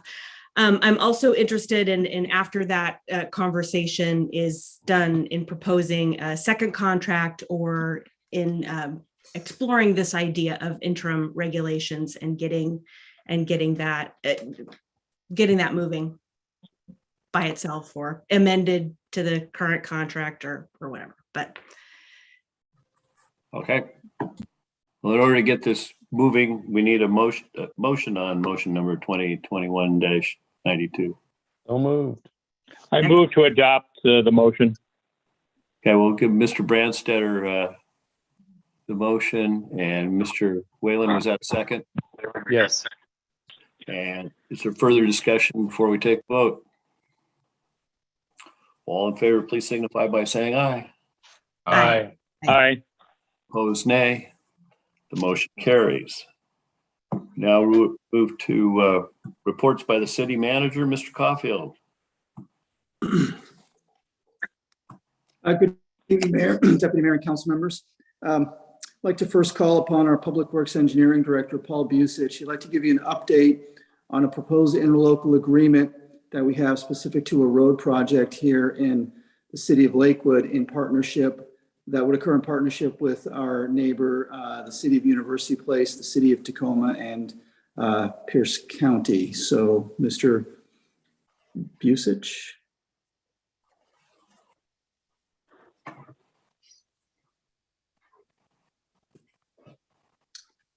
I know I saw him on there.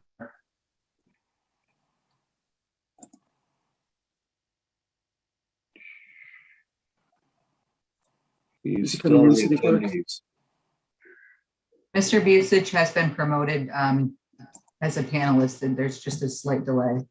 There's no pay raise involved in that promotion. That's good. I was going to say, we use the word promotion around here.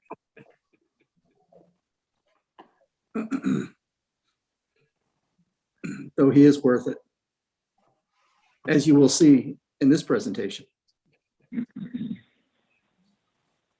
Mr. Busich, the floor is yours, sir. Well, I must say that while I was waiting to be promoted to a panelist, I heard some very disappointing and discouraging news about no pay raise being offered with this promotion. Exactly. I think I'm going to have to decline it. Good evening, Mayor Anderson, Deputy Mayor Whalen, members of the council. I'm going to try and make this relatively brief. As you're aware, we have been very successful in improving Lakewood Drive from Silicon Boulevard all the way up to 74th. We've been able to do that because we've been successful in getting 2 grants that help pay for the lion's share of that work.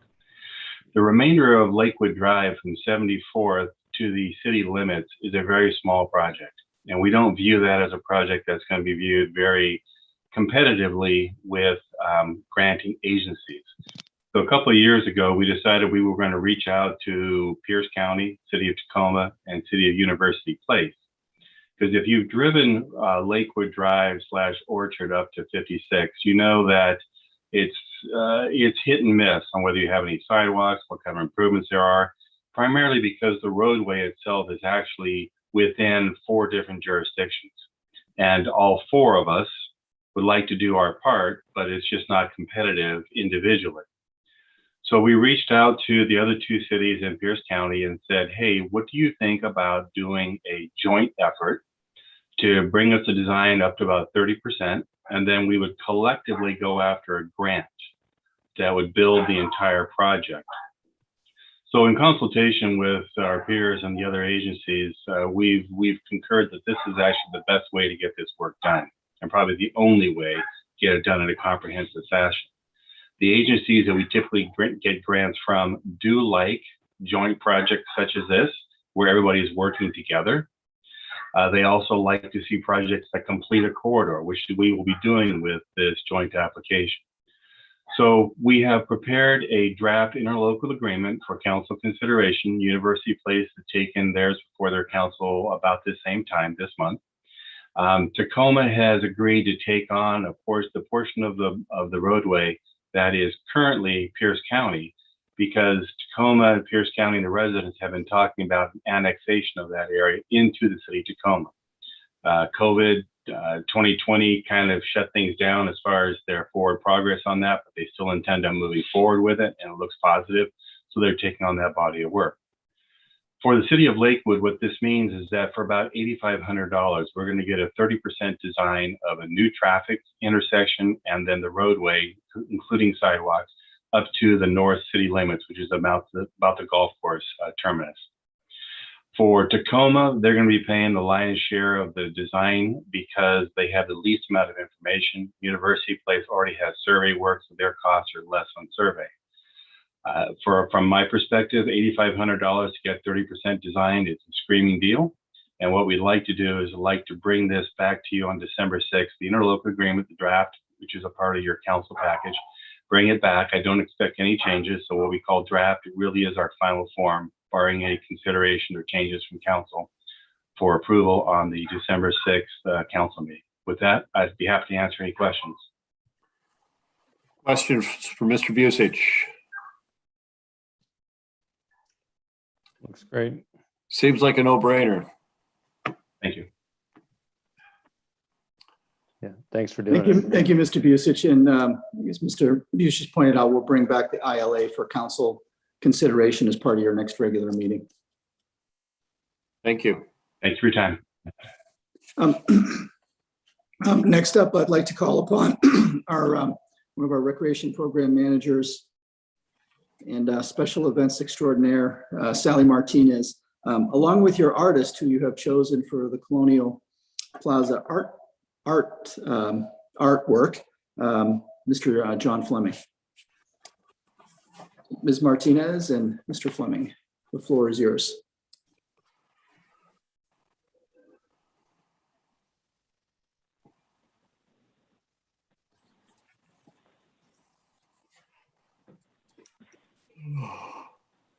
Good evening, council members. Thank you for that nice introduction. Yes, so, and hello, John. I see you on the screen. Hi, good to see all of you. So last time I spoke with you was in, let's see, July. And that was the study session where the Arts Commission made the recommendation of artist John Fleming as a finalist for the Colonial Plaza art. And City Council approved that recommendation. And in August, we entered into a final contract. The city entered into a final contract with the artist, Mr. Fleming. And we developed deliverables for the $140,000 project. And I'm pleased to say we're right on cue. This is the month that Mr. Fleming is to present to you his fleshed out design and also answer the questions. You specifically had questions for him in the July study session about lighting, about right-of-way, about safety. And so I told Mr. Fleming about those, and we've discussed those, and he's prepared to answer those questions. And so the Arts Commission is seeking concurrence on this final design after the discussion. And so I'll turn it over to Mr. Fleming. Thank you, Sally. I'm going to use, I'm going to share my screen to kind of show you the development of the design. So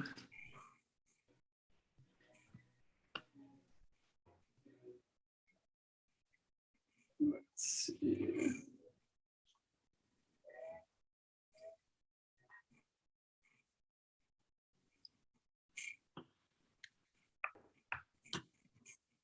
Okay, bear with me here. Okay, I believe, can everybody see this design that's put forward?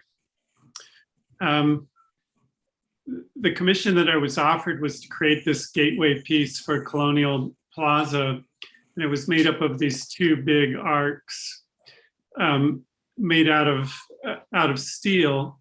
So I'm showing the two arcs here in color just so we can kind of distinguish one from the other. They won't be represented in the reality in the end in this color, but this is just to show the size of the arcs, how they would be cut out of these large pieces of 1-inch steel and 1/2-inch thick steel rolled into these curves. The larger arc number 2, has the pattern of the lakes of Lakewood that are water jet or laser cut into the pattern of the curved arc shape. The smaller one on the right, arc 1, is one piece. The larger one, just to be able to fit it on the truck and get it into sight, is made up of 4 pieces that then get layered together on the site through welding and combined into one. So this kind of shows the size of these pieces. They're quite large. And I'm using a technique that I've used on a project that we just recently finished in Oregon called Fibonacci's Arc. And you can see the final piece in the upper right.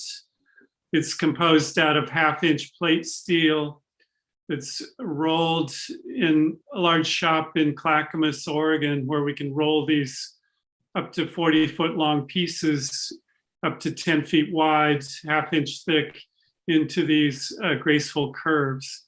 And so we're using that same technique to create these 2 arcs for the gateway into Colonial Plaza, as you can see them in the bottom of the page here.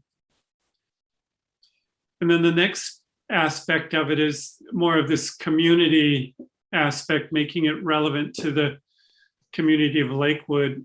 And so we would be having these public workshops to, it's essentially story writing, where we're looking for individuals from Lakewood to help us tell the story of Lakewood. These could be images, they could be text, they would be printed or etched into these stainless steel reflectors, if you will, that then would be fastened on the inside of the arc on a, as you can see in the lower right, it's a cable system that would attach them to the arcs themselves. On the other side, in the renderings on the top, you see kind of a yellow color. And those are a reflective film that would be attached to those stainless steel pieces. And they're intended just to give this vibrancy. So there's this glow to the piece that would shine through these triangular cutouts. And I'm showing a couple examples in the lower bottom of past projects where these reflective films would be laminated to aluminum in the case on the left. And then the actual piece, the way the headlights of cars pick these up so they really come alive. This is a rendering that gives you a hint at what it would be like approaching Colonial Plaza at night, and the way these reflectors get picked up by your headlights. And then again, a couple projects below. Coincidentally, the project on the lower right is in Lakewood, Colorado, along their light rail system. One of them is an underpass where you're driving underneath the train above, and it's called Kipling Cascade. So it's this piece that cascades out of the embankment. You can see it in one image during the day, and then at night, how these just really come alive with the headlights from the vehicles passing through. And so that's, I believe, what would occur if we were to take this approach of using reflectors for the illumination in Lakewood, Washington. And this image here shows the just an aerial view of where these 2 arcs sit on the plan. We're not putting them on concrete footings. We're looking at putting them on a compacted crushed granite. So this carries the weight of these arcs. It establishes a bit of a setback from the lawn area. So it allows for easy maintenance, a mowing edge without getting up and touching the artwork itself. Although the artwork is, I want to say it's extremely durable. It's thick, thick steel. Even if you ran a car up on it, you'd have a hard time damaging it. And the reflected sides that are more delicate are kind of protected on the inside of the arcs themselves. The other question that came up was about illuminating these with electrical lights. And the difficulty there is that there is no power on the north side. So really to get power to that location is a problem. It would involve trenching under the asphalt or finding another way to illuminate those. I've also looked at the possibility of using a solar light, which could cast light to give the arcs on the outside kind of a glow to draw you in. But I really feel like it's really more powerful just allowing this reflective film to do the work that it's done on other projects. And I'm going to go to a couple other pieces here just to talk about this idea of reflectivity. This is another project that I did in Lakewood, Colorado. It's called Gift of Rain. And I want to read just a little bit from one of the train conductors who was describing the experience of approaching the artwork by the train. And she writes, "I just want to say that the rain sculpture at Sheridan Station is so cool at night. When I come eastbound, I turn on my brights, and what I call streamers light up like a Christmas tree. And from the other direction during the day, when the sun hits them, these streamers light up like crystal candles. Thank you. Not everyone gets to have the vantage point to see how beautiful it really is from both angles." And so that really resonated because it kind of connected with what I was trying to do and what I believe we would be doing at Lakewood, Washington. These are some other smaller projects, but working with these reflected films and just showing how they don't bounce the light straight back at you. So even if you're at a sharp angle to the surface, they have this glass beading in the film that bounces it directly back into your eyes. So that's kind of what you're seeing here. And here, this is kind of showing the sculpture at the base of the wall and then seeing how it's illuminated by, in this case, a headlamp or a door or a light at the door that's near your viewing point. It just really brightens up as if it were illuminated. And again, this is showing the project in Seattle that uses, you can see a close-up of the reflective film on aluminum here, but how it looks at night when the headlights pick up that beam and guide it back to your eyes as the driver or as the viewer. Or here again in Colorado, how these reflective films that are laminated to these aluminum strips turn on at night without any electricity. So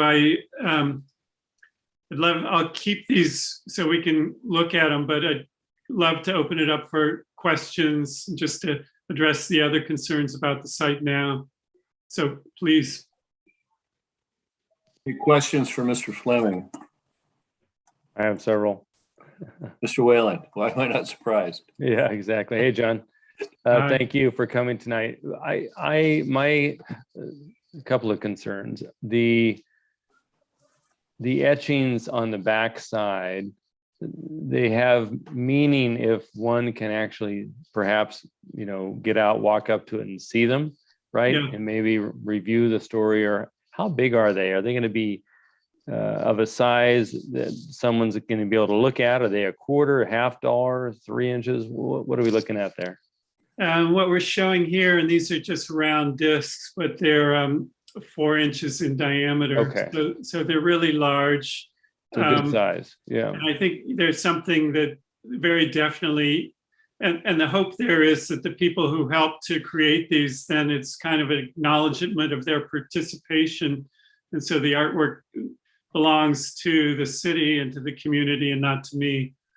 But there is some kind of, and that's part of the beauty of the project. I've done a number of these public engagement projects, and what these stories are, something really interesting comes out of that I can't say exactly what it is, but the answer is yes, indeed, you'll be able to clearly read these images. Got it. And then when they're suspended on those cables on the backside, the natural question is, how easy are these to monkey with and damage? If you get some knucklehead back there who wants to take a bolt cutter to those things or whatever, are they easy to bend or effectively ruin? Well, they're beefy and they're 1/8 of an inch thick. So there's something you can't bend by hand. Okay. A vandal could come, snip the cable, as they can vandalize other work in the city. Right. I do want them to flicker and move around. So I'm hoping that with a little bit of airflow, they provide that kind of shimmering activity that the train operator was talking about in Lakewood, Colorado. So that kind of activates them as well, and I think will really make them powerful for drivers or people who are entering the plaza. I can't guarantee that somebody's going to come up with bolt cutters, but you won't be able to easily remove them by any means. And they're durable. They're finishes that don't peel off, don't wear away. Got it. Okay. And then the final question, you might just reiterate to council because you had some method to the madness of the design, the basket weave, and it harkens back to some Native American culture. Is that right? A little bit. I mean, as an artist, my beginnings were in ceramics, and I'm kind of coming full circle. There were these basket weave patterns that I was enamored with, and so they seem to have kind of a timeless relevance to the design here. And then the idea of having this pattern of the lakes of Lakewood, it's an abstraction, but when you look closely, and if you were told about it, you'd say, oh, I can pick out the lake there. I see it embossed or etched into the surface there. And you can kind of make it out in the upper left. Those would be cut all the way through the steel. Got it. Thank you very much. Thank you. Mr. Bulkey. Hey, John, I was just wondering, as a non-artist myself, when you went out and looked at this site, what did you see? Well,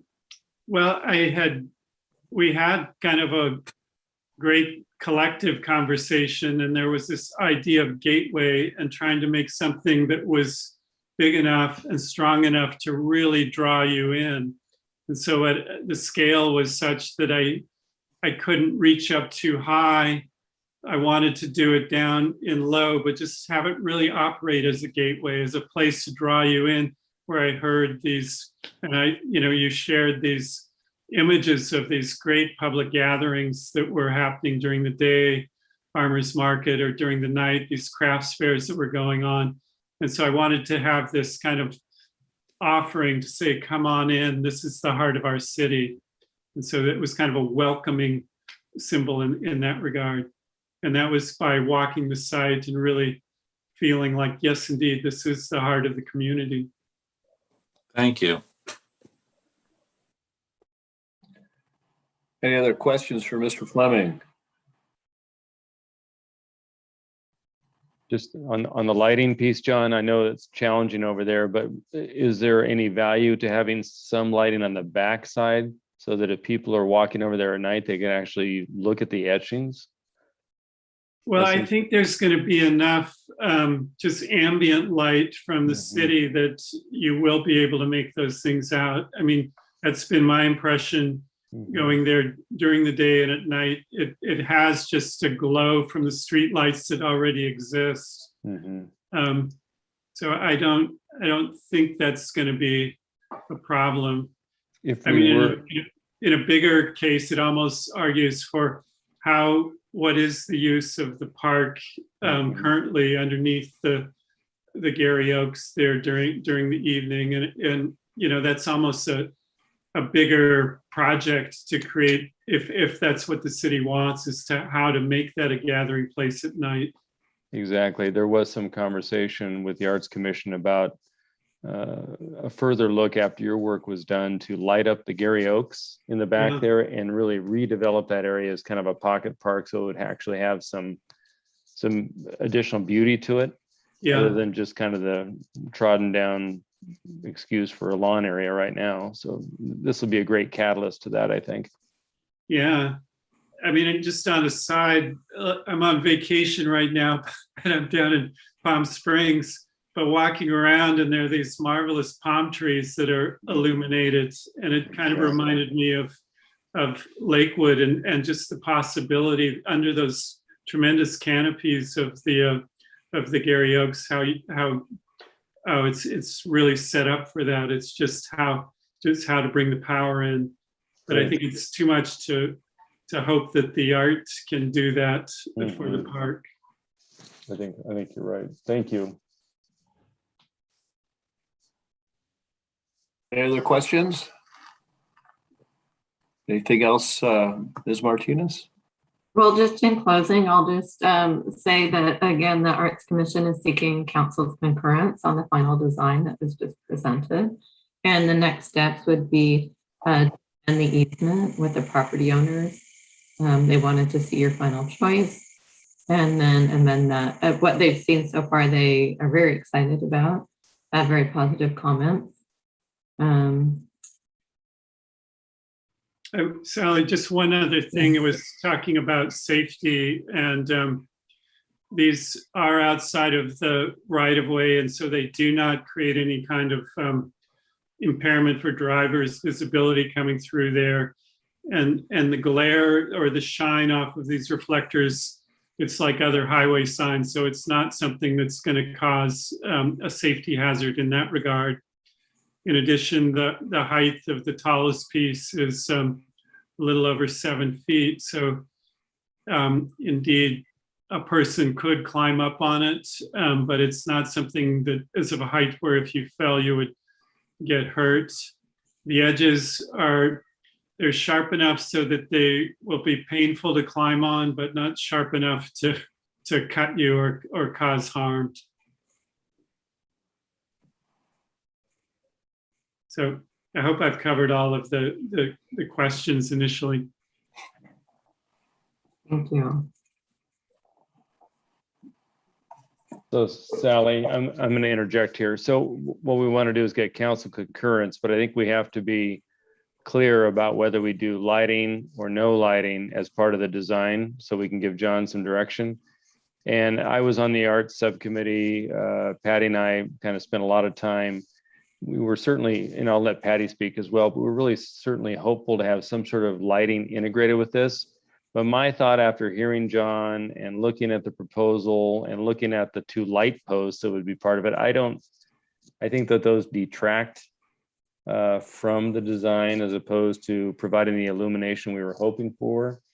And so I would encourage us to accept John's proposed design without the lighting, but perhaps reserve thoughts to add lighting to the Oak Grove, because that was an Arts Commission recommendation that they would like to see us pursue.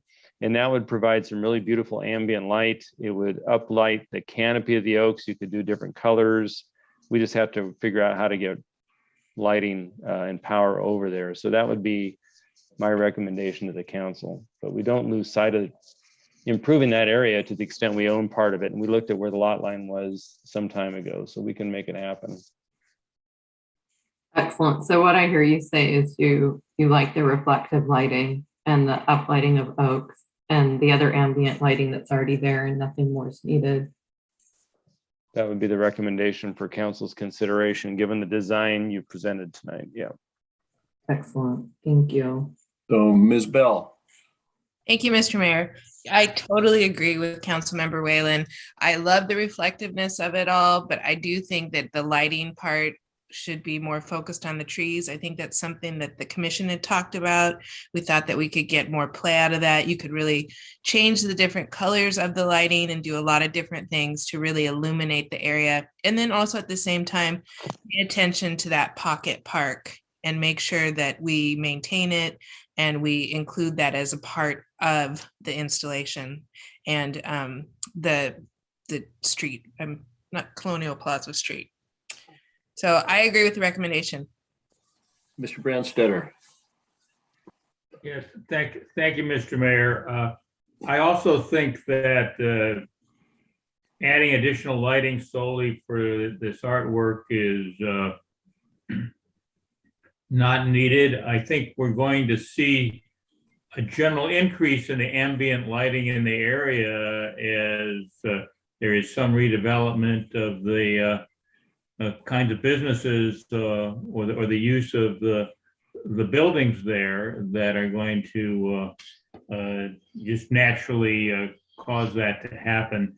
And the entryway is actually slightly on a curve of the roadway, so that the you do get the angle of headlights that pan across, will pan across it, going in both directions. That will increase the effect that Mr. Fleming was speaking to us about. Yeah, I'd join in seconding, third, fourth thing, Mr. Whalen's recommendation or option.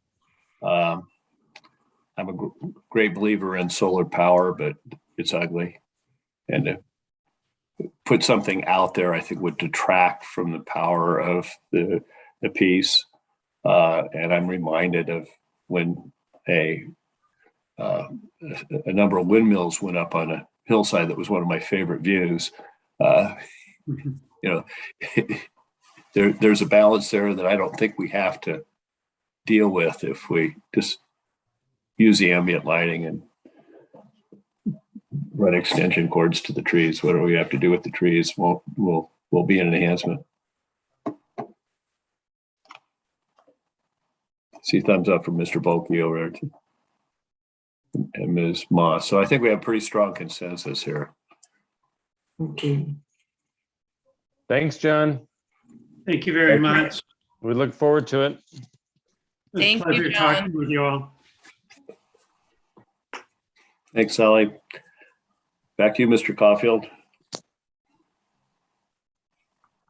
Thank you, Mayor. Just a couple of quick updates. The first is we have identified a date and time for this body to meet with your state legislators from the 28th and 29th district. And it's actually the time that all 7 of you are available, which is Wednesday, December 8th at 6 p.m.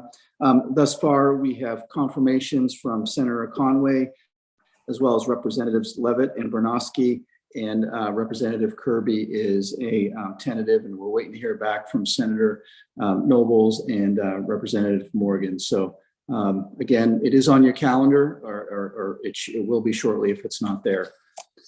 Also, as we look out into January, when the state legislature reconvenes for their quote unquote short session, the Senate has released their protocols outlining the steps that they're going to take as it relates to having public meetings and committee meetings and things along those lines. I think the one thing that's most important for us is that it's going to continue to be virtually, which is actually good, because then that actually provides us an opportunity to more actively participate as we did last session. The House has yet to release their protocols, and once they are, we'll be sure to share those with you. An item on your agenda next week is a review of kind of, if you will, the next phase of ARPA funding and some recommended agencies. Included in there is going to be a review of Pierce County ARPA funded sewer extension program. The county is considering allocating anywhere from $8 to $15 million, or that could change either one way or the other, in support of sewer connection into the Pierce County sewer system.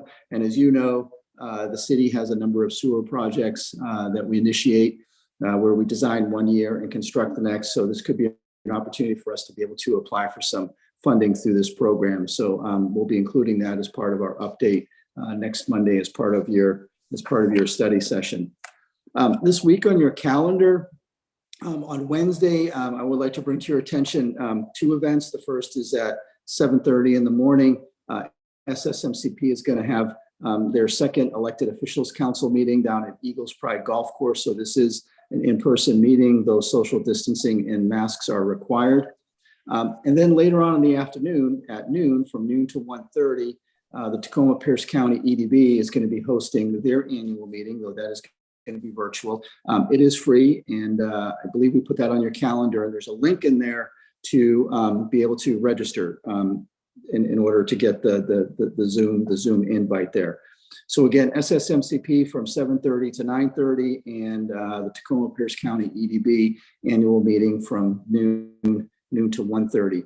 As we look out a little bit further into the future, the police department is going to be hosting their 12th annual Fallen Officer Food Drive, which is in partnership with EFN. That'll be at the Lakewood Police Station from 6 a.m. to 5:30 p.m.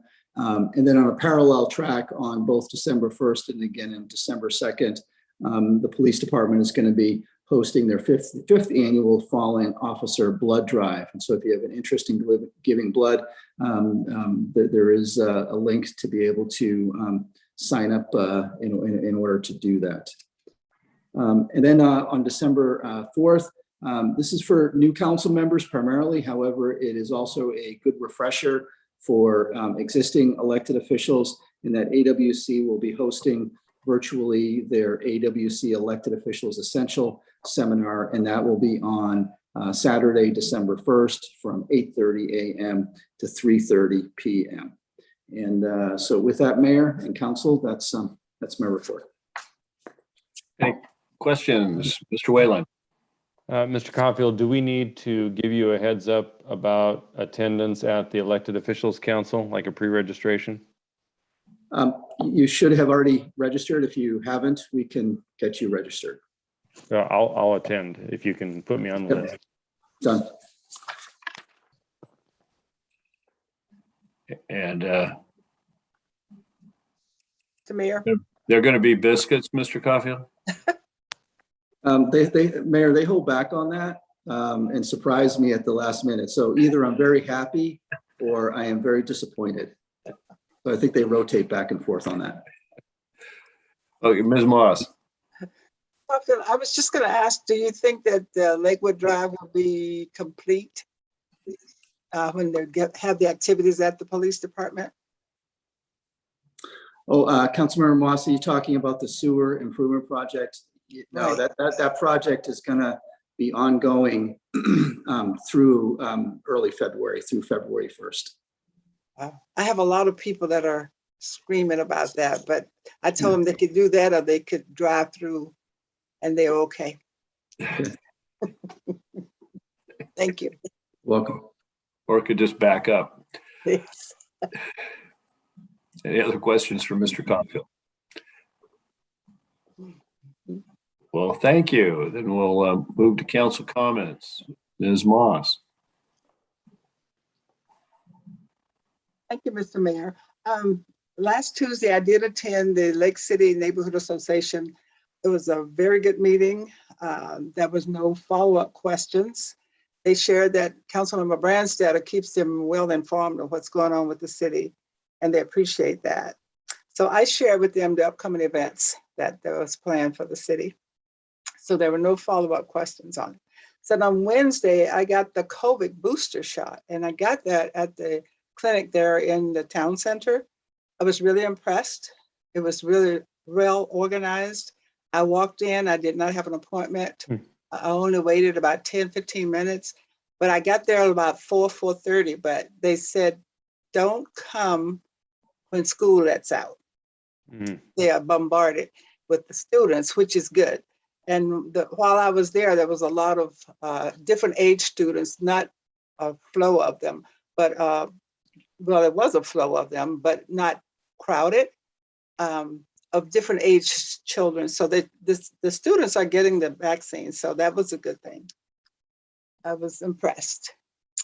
The person that I talked to said that they were #1 in the number of vaccines that they are given on a daily basis. So, and they're really happy to be in that location. So just wanted to pass that on to you if you need that little service is available to you.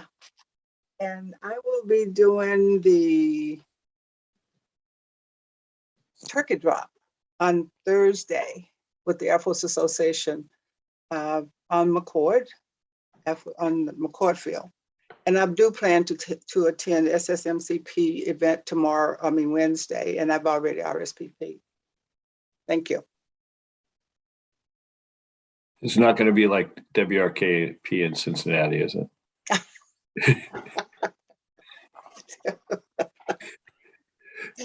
Mr. Boki. You stole my thunder there. You got it, Mary. You have to remember to tell the Air Forces, turkeys don't fly. Not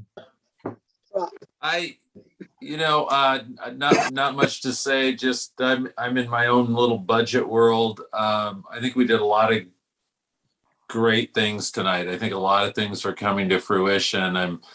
The art thing has gone on for a long, long time, and so it was nice to meet the artist and get going on that.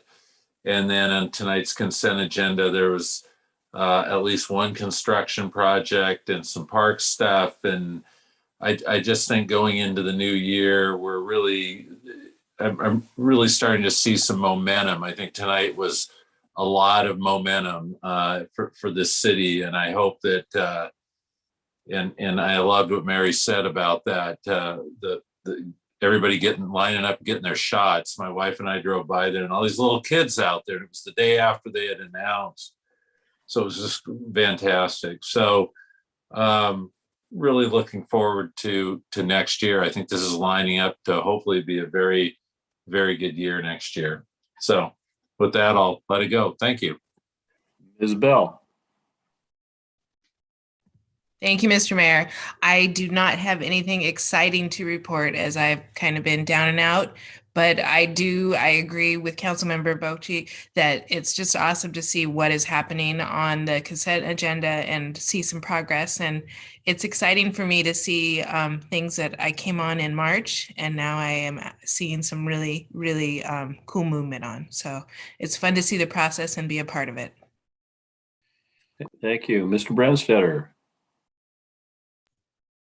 Good, Mr. Mayor. Ms. Farmer.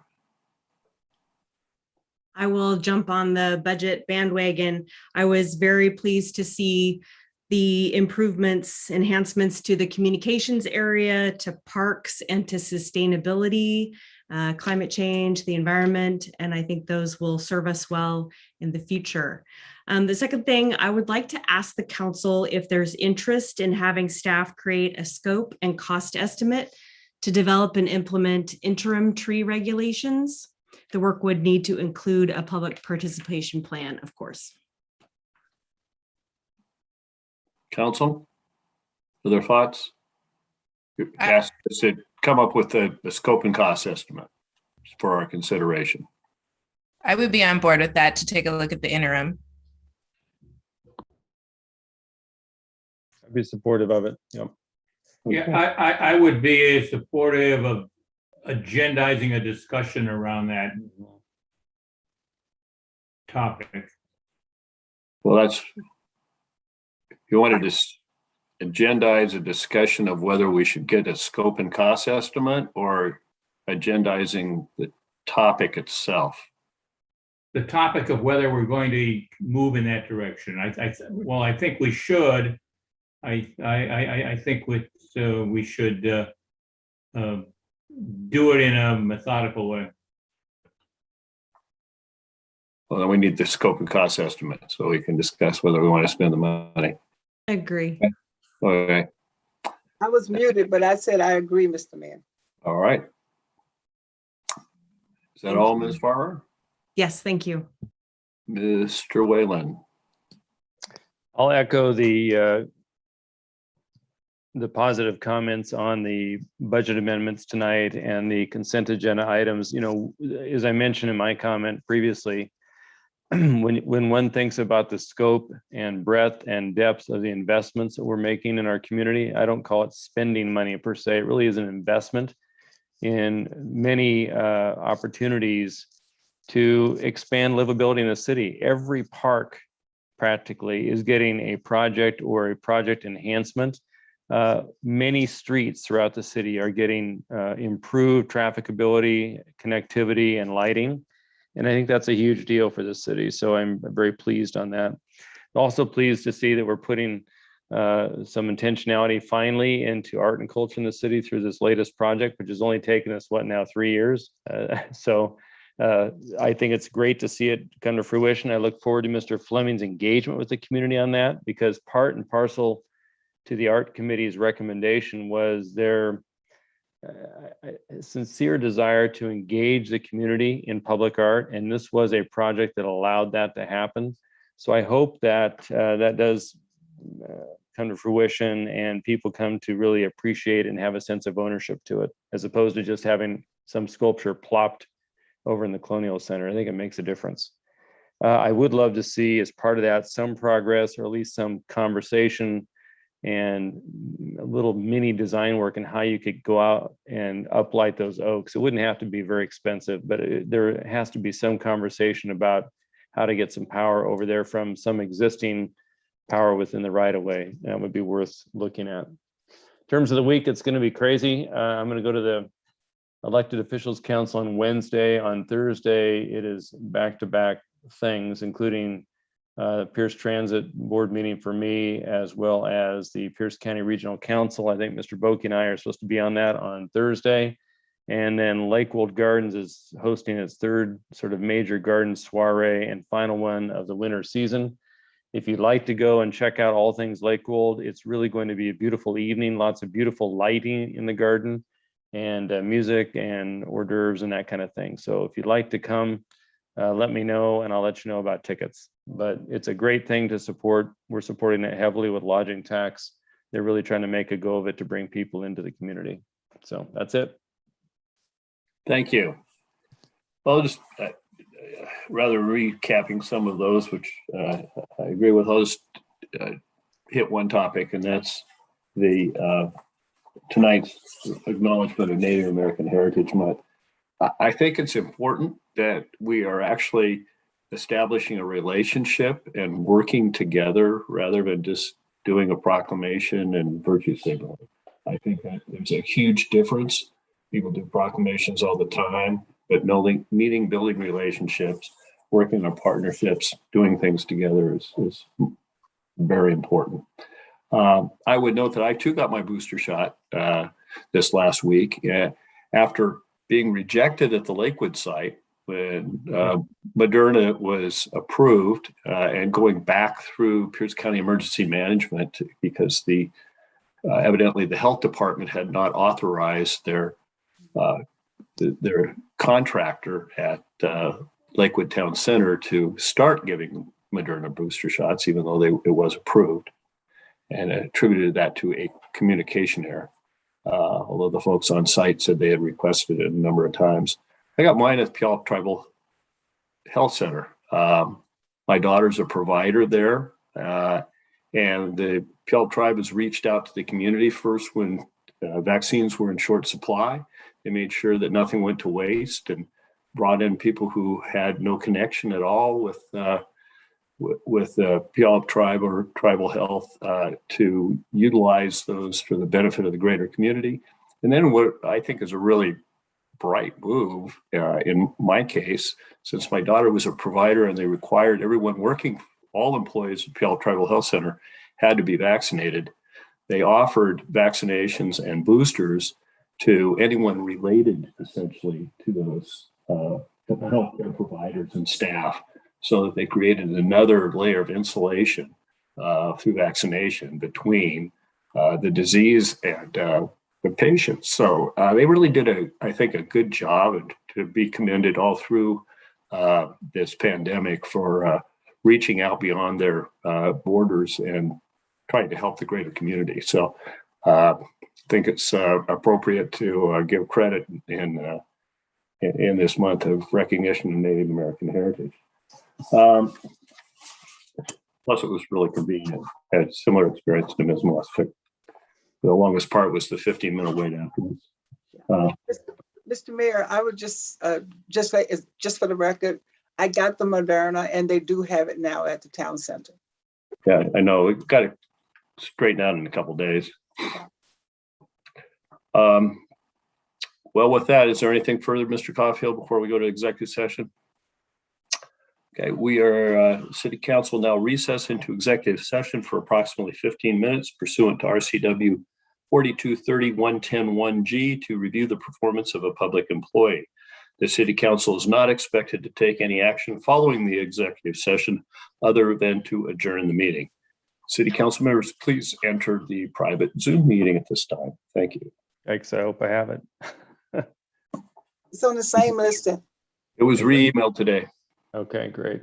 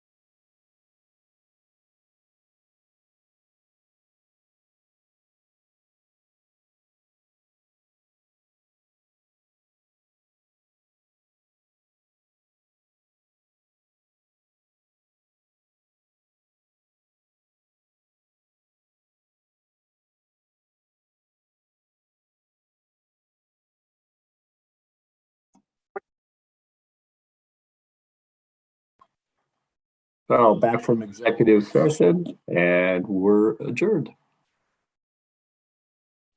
Good night. Thank you. Thank you. Good night.